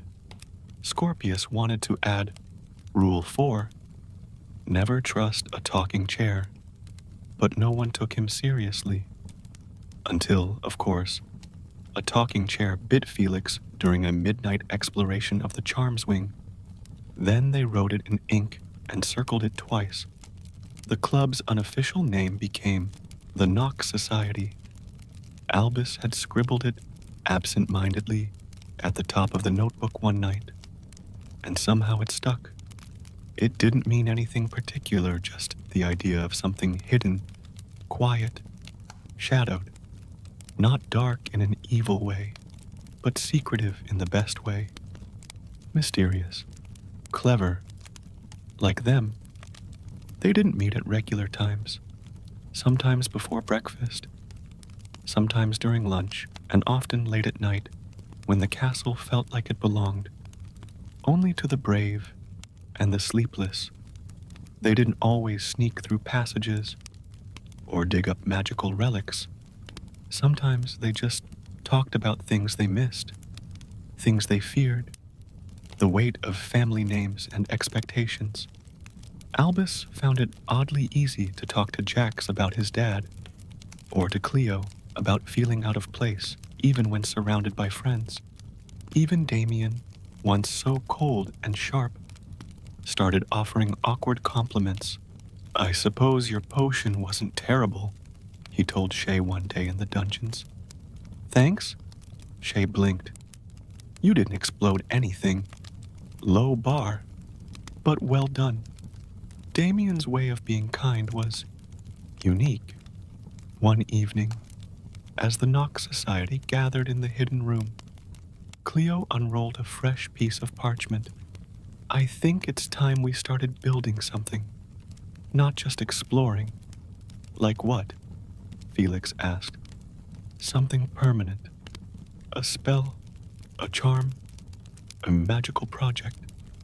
We leave something behind. A legacy." Scorpius leaned forward. "A prank legacy?" Cleo grinned. "An intelligent prank. With purpose." They brainstormed long into the night, drawing, arguing, laughing, and writing. Whatever it was they were creating, it didn't fully exist yet, but something was coming together. A bond, a plan, a first step into their own kind of magic. By the time they left the hidden room and returned to their dormitories, it was nearly morning. Albus stood for a moment in the corridor before going in. He felt different now, not because he was a Potter, not because of anything he was supposed to be, but because of who he was choosing to become. With friends, with secrets, with a place of their own. And it all started here, with the 7th step on a staircase that didn't always go the same way twice. It began, as most strange things do at Hogwarts, with a dream. Not the usual sort, and strangest of all. He recognized the corridor, not from a book or a tale, but from real life, from a mirror on the 3rd floor, a dusty old thing that no one seemed to notice. He'd walked past it once during prefect rounds with Cleo. The reflection had shimmered, just for a second, like something inside had blinked, like the mirror had exhaled. He hadn't told her, or Scorpius, or Shay. Not yet. This, whatever it was, felt personal, like it belonged to him alone. That evening, after dinner, he returned. He told his friends he needed fresh air, and instead made his way up the castle's quieter stairs, where the paintings didn't talk as much, and the air felt less watched. The mirror was waiting, It stood at the far end of a side corridor beside a crumbling suit of armor and a cracked painting of a wizard whose nameplate had long since faded. The surface was dull, dusty, ordinary. He stared, waited. Then, for the first time, it moved. The glass rippled, softly, like the surface of a pond disturbed by a breeze. He stepped forward, raised his hand. The moment his fingers touched the surface, it melted inward. He fell through. Not hard, not with force, just shifted. The space around him bent, then unbent. And when it did, he was standing in a hallway. The hallway, the one from his dreams.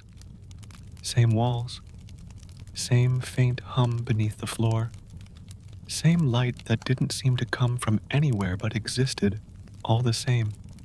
Behind him, the mirror was gone. Only stone now. Albus turned back, breathing carefully. He wasn't panicked. Not yet. He walked forward. The corridor seemed endless, though he sensed it wasn't. Something about the rhythm of the place, like it breathed, made him feel as though time moved differently here.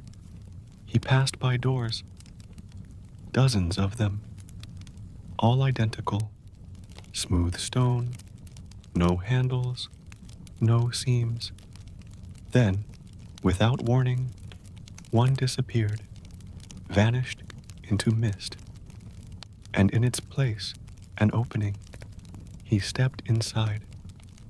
It was a small circular chamber, walls lined with ancient runes that pulsed softly. In the center stood a pedestal, and on the pedestal a book. The book was old, bound in leather so dark it looked like shadow. Symbols danced faintly across its surface. He didn't open it. He didn't need to. The moment he came close, something whispered inside his mind. Watcher. The word echoed, then faded. Albus stepped back. The doorway behind him was gone. The room was silent again. He woke the next morning feeling like his brain was humming. He couldn't eat, couldn't focus. The word stayed with him all day. Watcher. That night, he returned. The mirror welcomed him again, and the hallway opened once more. He began keeping notes. A notebook hidden under his mattress, wrapped in old socks and sealed with a mild locking charm. He learned from a passing fourth year. Every visit was different. Sometimes the corridor twisted into loops. Sometimes the doorways led to chambers filled with floating orbs or ticking clocks or glass jars that held swirling clouds of color. But always there was the book, and always it whispered, Watcher, balance, memory. Albus didn't understand it all, but he understood it meant something. Something big. Something that wasn't meant to be forgotten. It took him 3 more visits to decide to tell someone. And even then, he only told Scorpius. They were sitting in the courtyard near the greenhouse, throwing breadcrumbs to a flock of lazy crows. Albus didn't explain. He just handed Scorpius the notebook. Scorpius read it in silence. When he finished, he blinked, then asked, When do we go? Cleo found out the next night. She always did. Albus didn't argue. If this was real, if the dream corridor was more than just dreams, they needed her. And Shay, because he was the only one crazy enough to bring snacks. The 4 of them stood before the mirror the following night. This time, when Albus touched it, the mirror didn't shimmer, it opened like a door. They stepped through, and the hallway welcomed them. The runes on the walls pulsed brighter now, the hum beneath their feet more alive. Even the air felt warmer, like a fire had been lit deep underground. Cleo whispered, "This place, it feels awake." Scorpius ran a hand across the wall. "It's watching us." Shay, mouthful of chocolate frog, said, "Can I move in?" Albus laughed, but inside, he felt something click. They weren't intruders. They were expected. The chamber was waiting for them. The pedestal, the book, and when they approached, the book opened. By itself, a page turned, and words rose from the surface like mist. "You are not the first. You will not be the last. But you are needed." The room darkened. Images spun across the walls, brief flashes of other students, other times. Secret keepers, memory bearers, watchers. Some wore Hogwarts robes. Some didn't. One looked suspiciously like McGonagall, much younger. Shay gasped. "Are we in a prophecy?" "I hate prophecies." "No," Albus said. "We're in a story, one that no one remembers." Cleo stepped closer to the wall. A new symbol appeared, one none of them had ever seen. A circle split by 3 lines. The book hissed, and then closed. They didn't go back for a week. Not because they were scared, but because it felt right to wait, to absorb, to understand. When they returned, the mirror was gone, vanished. Only stone. The notebook remained. The memory remained. And Albus, for the first time since coming to Hogwarts, felt like he belonged. Not just in Slytherin, not just as Harry Potter's son, but as himself. A watcher, a keeper of something old. And even if the mirror never opened again, he knew the door still waited, somewhere, for someone. The absence of the mirror didn't mean the end, not for them. Instead, it became a beginning. In the days that followed, they created their own vault, not hidden in stone or laced in enchantment, but in words, in memory, in trust. Each night, they wrote together. Cleo was the best at organizing the entries, sketching diagrams of the corridors, recording which walls had pulsed or shifted, detailing the runes they saw. Scorpius documented conversations they had inside the rooms, trying his best to mimic the strange phrasing of the book. Shay was in charge of observations, random sounds, shifting temperatures, changes in atmosphere. Albus wrote last. He wrote what it felt like, and feeling, he discovered, mattered more than facts. He wrote how the hallway pulsed like a heart, how the silence inside the rooms wasn't empty, but full of unspoken things, how he sometimes felt like they weren't just observing Hogwarts, but that Hogwarts was observing them. The notebook filled quickly, so they started a second. They called it the Watcher's Log. One rainy afternoon, weeks after the last opening, the 4 of them sat together in the library. Books lay open, parchment scattered, but none of them were reading. "I miss it," Shay admitted. The mirror, the door, even the creepy whispering. "We're not done," Albus said quietly. "I don't know how I know that, but I do." Cleo looked at him, then nodded. Maybe it wasn't meant to last. Maybe it was a trial. Scorpius leaned back in his chair. Then what was the test? Albus didn't answer right away. But later, as he lay in bed staring at the underside of his 4-poster, he thought, the test wasn't finding the room. It was what would become because of it. And that was still happening. They never told anyone else. Not a teacher. Not even their other friends. It wasn't secrecy out of fear. It was protection. Whatever the vault was, whatever Hogwarts had revealed, it had chosen them. And maybe that was all it ever needed to do. That night, something changed. Albus didn't dream of the corridor. Instead, he dreamed of the mirror. But this time it wasn't on the third floor. It was floating in a dark, endless space, surrounded by stars. Silent, still. He reached out again. But the glass didn't ripple. It lit up, and words appeared, glowing white. Memory recorded. Balance observed. Then it faded. He woke with a start, the phrase still echoing in his chest. He sat in silence for a long time, then picked up the notebook and wrote, "We were not meant to hold the vault forever, just long enough to remember it existed, and when the time comes again, someone else will remember too." It began with a misplaced book, not one from the library shelves. Those were carefully maintained by Madame Pince and her whispering patrol of enchanted bookmarks. This one had been abandoned, outside the great hall, its spine cracked, its pages singed at the edges. Cleo was the one who noticed it first. "Look at this," she said, crouching beside it as students passed by in a blur of laughter and breakfast chatter. "It's not a school text." Albus leaned over her shoulder.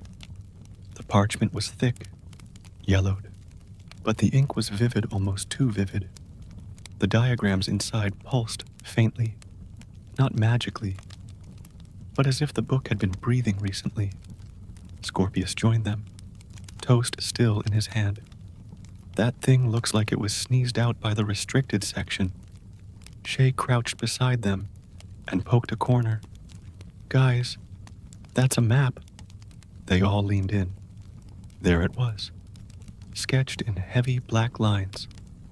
A twisted cluster of roots, a circle of stones, and a massive curved shape at the bottom, labeled in spidery ink. The maw below. "What the hell is that?" Cleo asked. Albus didn't answer right away, but something in the drawing pulled at him. The way the roots bent, the jagged line that marked the border, the edge of the forbidden forest. It wasn't just a map. It was an invitation.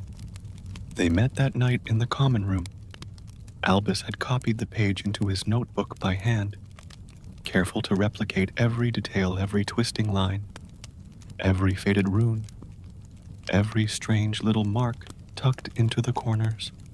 They huddled around the table, the green-blue glow from the underwater windows washing over them like moonlight. "It's here," Albus said, tapping the center of the drawing. "This ring of stone. That's near the south edge of the forbidden forest, past the old Thestral stable ruins." Scorpius squinted. "Isn't that, way beyond the do not even think about it line on the castle boundary map?" Cleo gave a sideways grin. "Since when has that stopped us?" "Since never," Shay added. "I brought lanterns." Albus looked around the group. They were all waiting.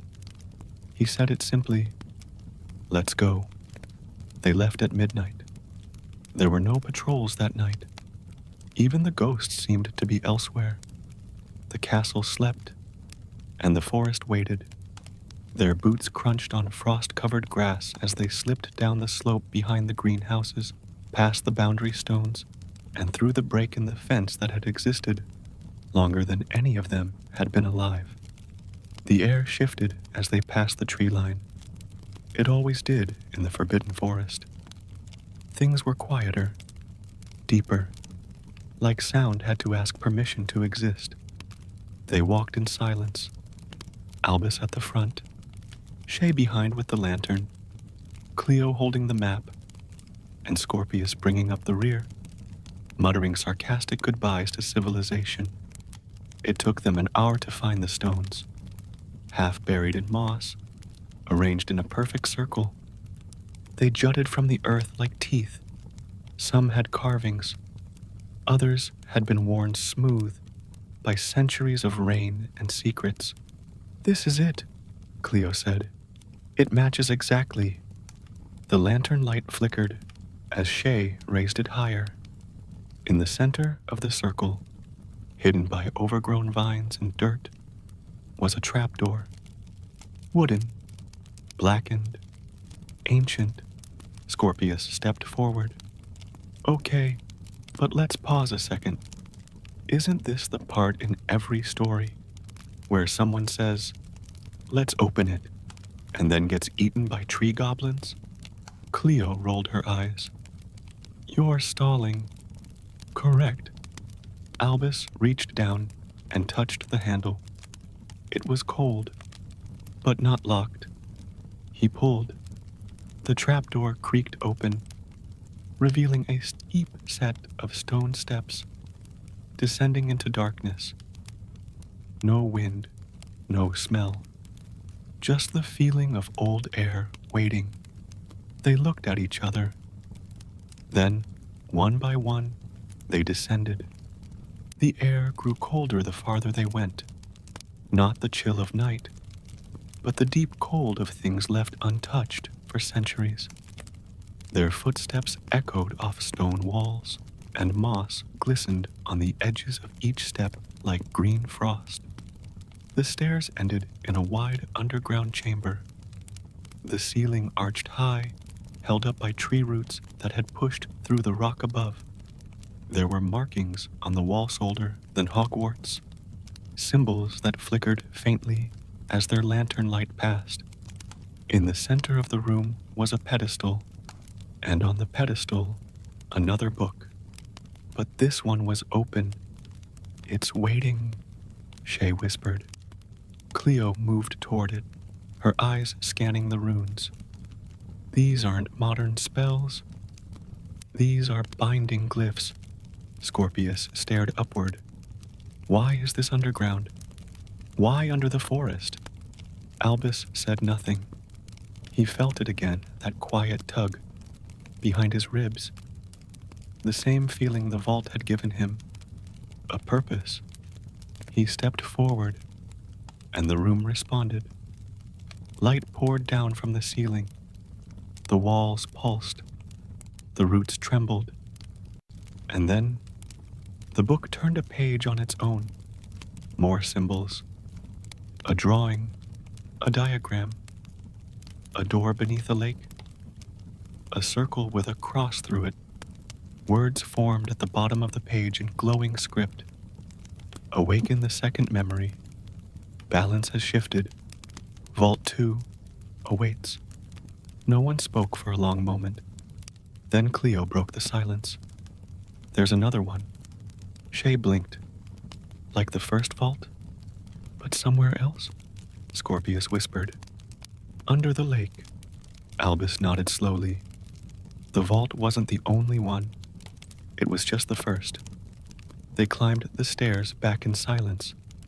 When they emerged into the moonlight, the world felt different.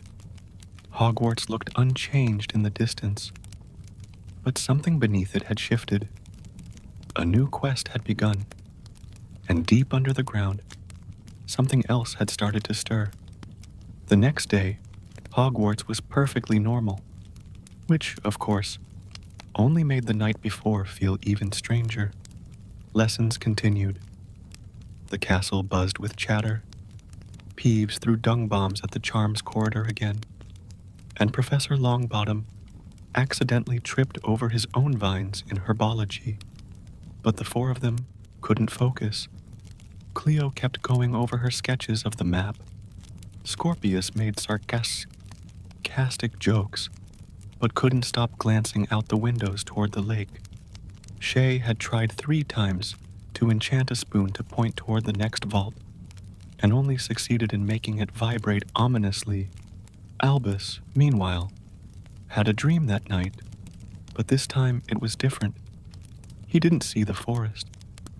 He saw the lake, still, black, and something beneath it, pulsing with the same rhythm the vault once had. He woke up with one word ringing in his ears. Below, they regrouped at lunch. No way we can sneak under the lake without someone noticing, Scorpius said, chewing on a sandwich. I mean, there's the boathouse, Cleo said, but it's always locked after dark. Shay raised his hand like a student. Counterpoint. I may have borrowed a key last term. Accidentally. During a game of magical sardines, everyone stared at him. I never said I was normal. That night, under a sky silvered by a low moon, they slipped out of the castle again. This time, their destination was the lake. The boathouse sat silently at the edge of the water, wooden beams groaning with every ripple against the dock. Shay produced the key. The door opened with a click. Inside, the air smelled of wet rope, algae, and ancient wood. A dozen boats floated in the shadows, creaking softly.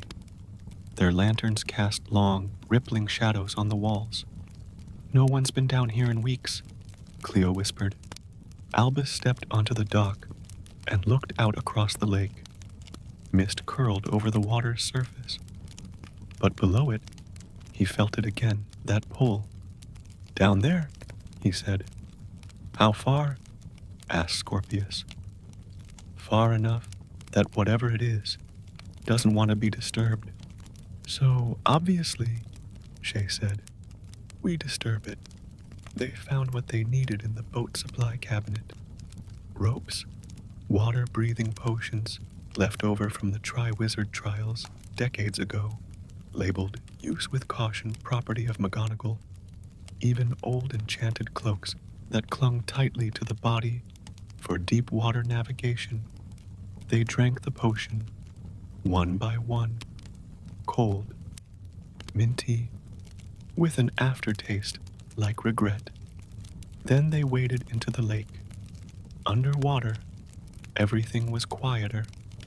The world narrowed. Their breath came easy, not air exactly, but some magical version of it.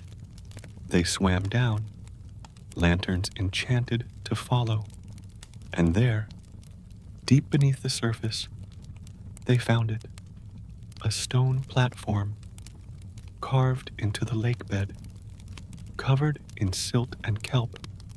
At its center, another circle, another seal, a new vault.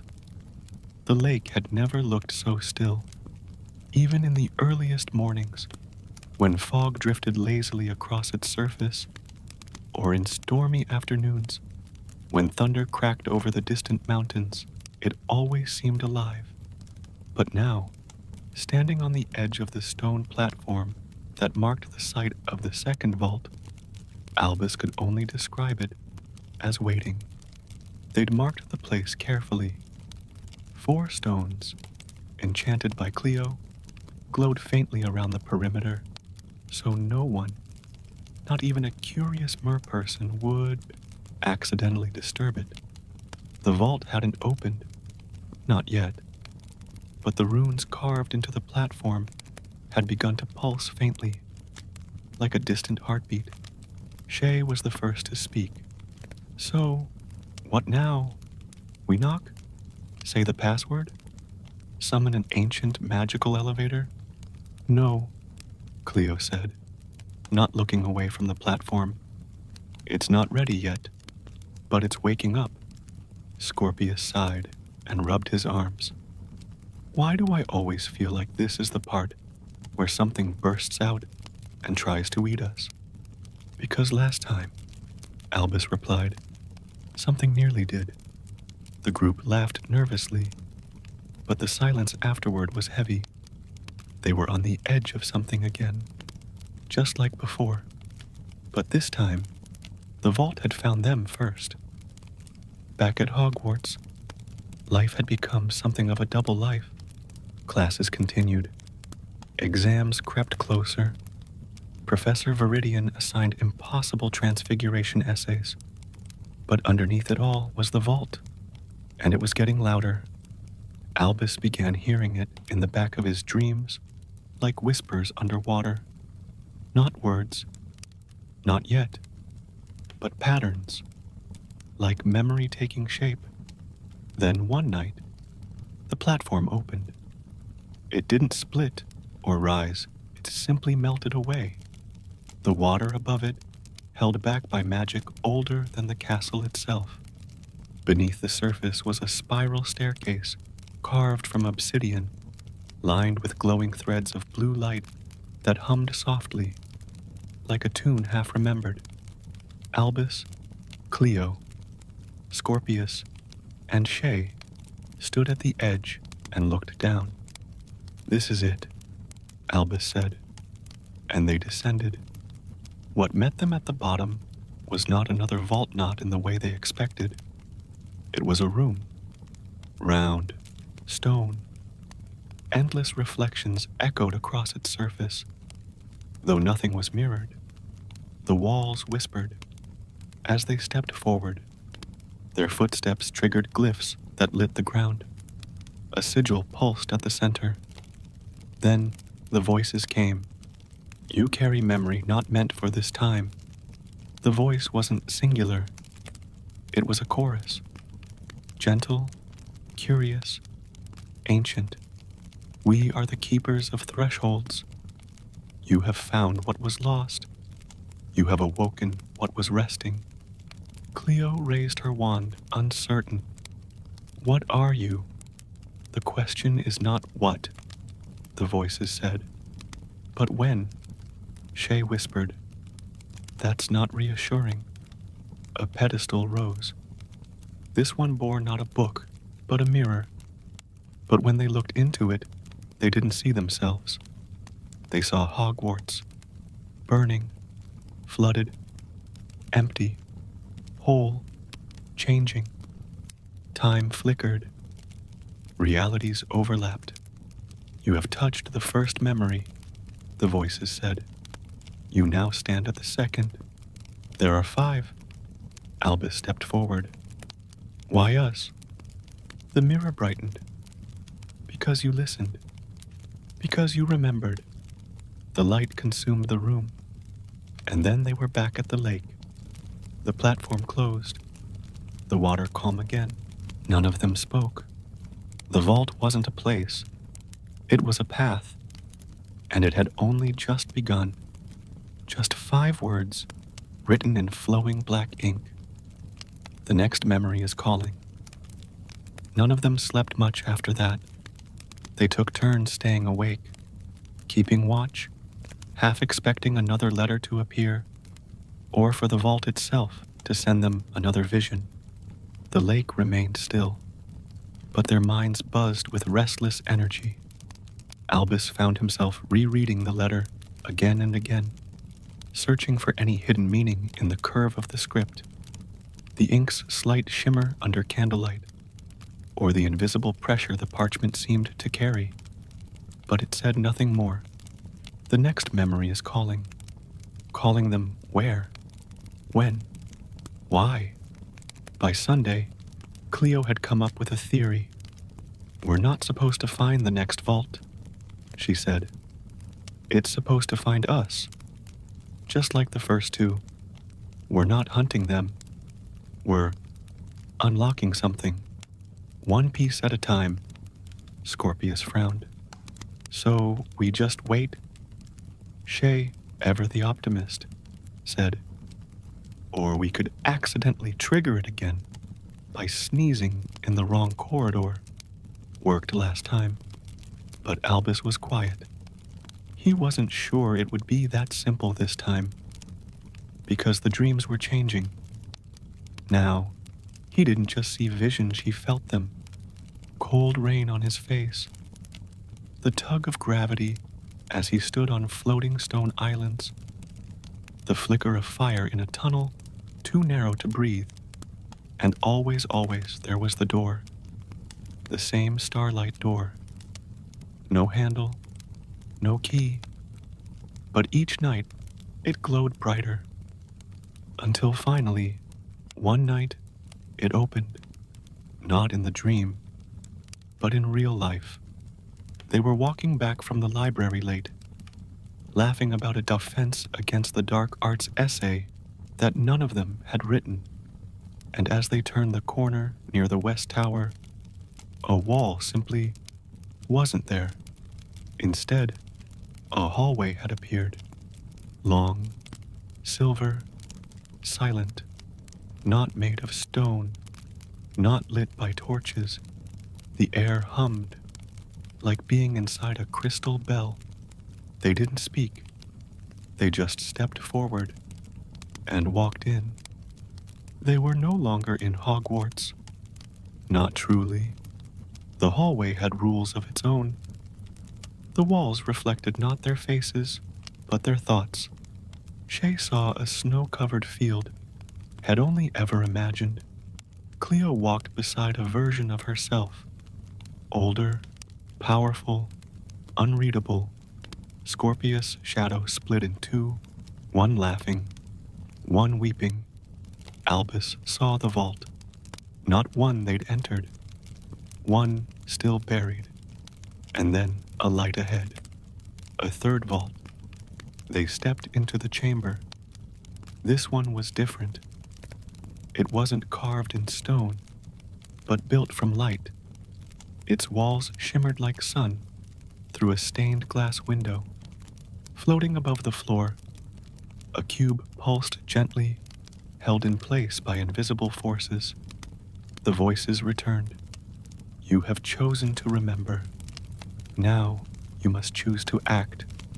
A wind picked up from nowhere. Glyphs spiraled in the air. The cube began to break apart into mirrors, scrolls, symbols, mosaic. You carry memory into a world that forgets. They each touched one piece, and in that instant, they were no longer children. They stood in places they didn't recognize, saw sights they couldn't explain, each alone, each holding a fragment of the vault, each changed. When they awoke, hours later, back in their beds, nothing was broken, except the world wasn't quite the same, and neither were they. In the days that followed, everything looked the same, but felt different. Lessons resumed. Quidditch practices echoed over the pitch. The great hall roared with laughter at mealtimes. But for Albus and the others, the castle had subtly changed shape. Hallways they'd walked for years now felt like conduits. Staircases seemed to turn just a little slower, like they were listening. They began noticing things they hadn't before. Paintings that turned away when they passed. A draft from behind the clock tower that hadn't been there last week. Whispers from the corners of the library pages, turning with no one around. The vault hadn't disappeared. It had spread. Cleo proposed that the vaults weren't locations, but access points, gateways into something deeper that had always existed beneath Hogwarts, hiding in plain sight. Scorpius called it magic's subconscious. Shay said it was probably the magical version of a midlife crisis. Albus thought of it more simply. It was memory of magic itself. One evening, they returned to the lake, not to dive, but to stand quietly along the shoreline, watching the surface ripple in the moonlight. None of them spoke. They didn't need to. After a while, Albus pulled the cube fragment from his cloak. It had gone dormant, just a smooth shape now, cool to the touch. Its symbols faded like old scars. But when he held it out toward the lake, it glowed, just faintly, still alive, still waiting. He turned to the others. We're not done. Cleo nodded. We're not even close. Scorpius exhaled. That's either thrilling or terrifying. Shay grinned. Why not both? They laughed, and as they stood there, shoulder to shoulder beneath the stars, Something shimmered across the lake's surface, a ripple that moved against the wind. Something watching, or maybe welcoming. The vault hadn't ended their journey. It had only just begun. They didn't speak much over the next few days.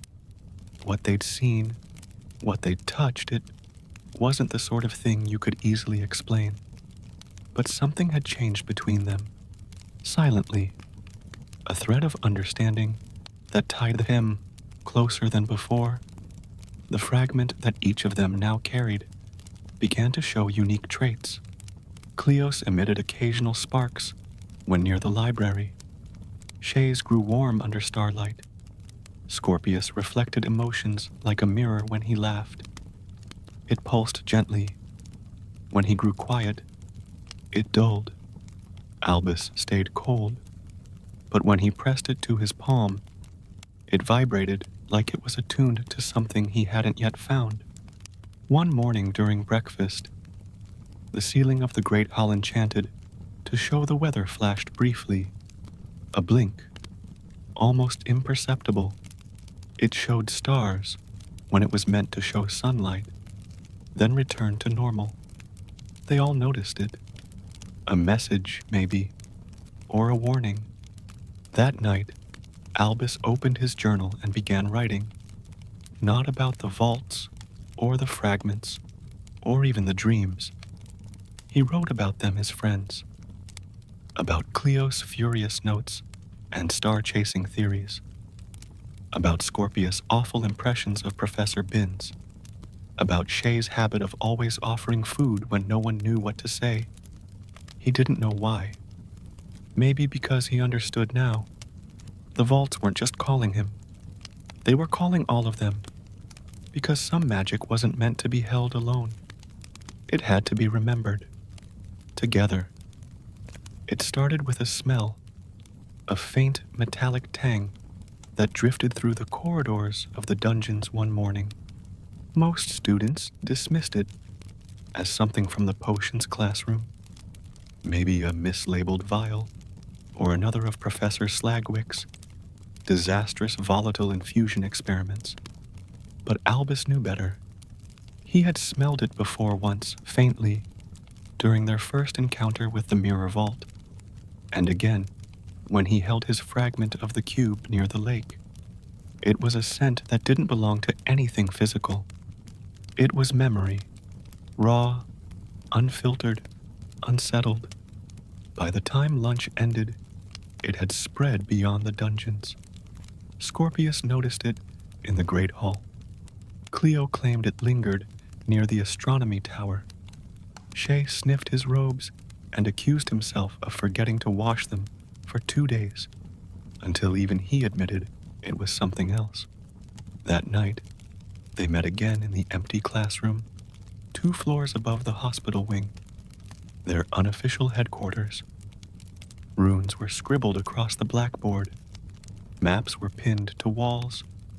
A half-eaten cauldron cake sat forgotten beside a stack of reference scrolls. "It's here again, isn't it?" Cleo said, pacing. "Or we're going mad simultaneously," Scorpius offered, which given our recent sleep habits is statistically possible. Albus pulled the cube fragment from his satchel and placed it on the table. It vibrated, not violently, not loudly, just a soft, steady pulse, like a heartbeat. They all stared. Then the windows rattled, only for a moment, but it was enough.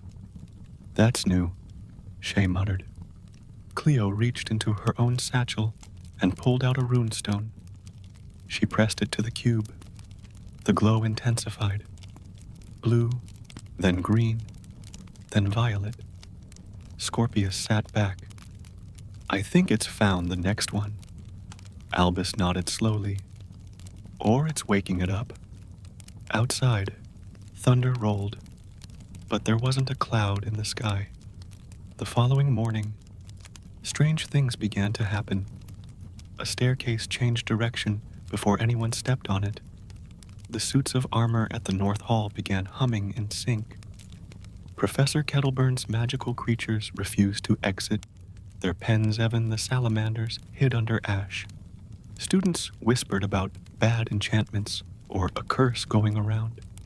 But Albus, Cleo, Shay, and Scorpius knew better. The school was sensing something. And it wasn't just magis, it was pressure, like air tightening before a storm. By late afternoon, the smell had reached the owlery. Shay came down with feathers stuck to his robes and a haunted look in his eyes.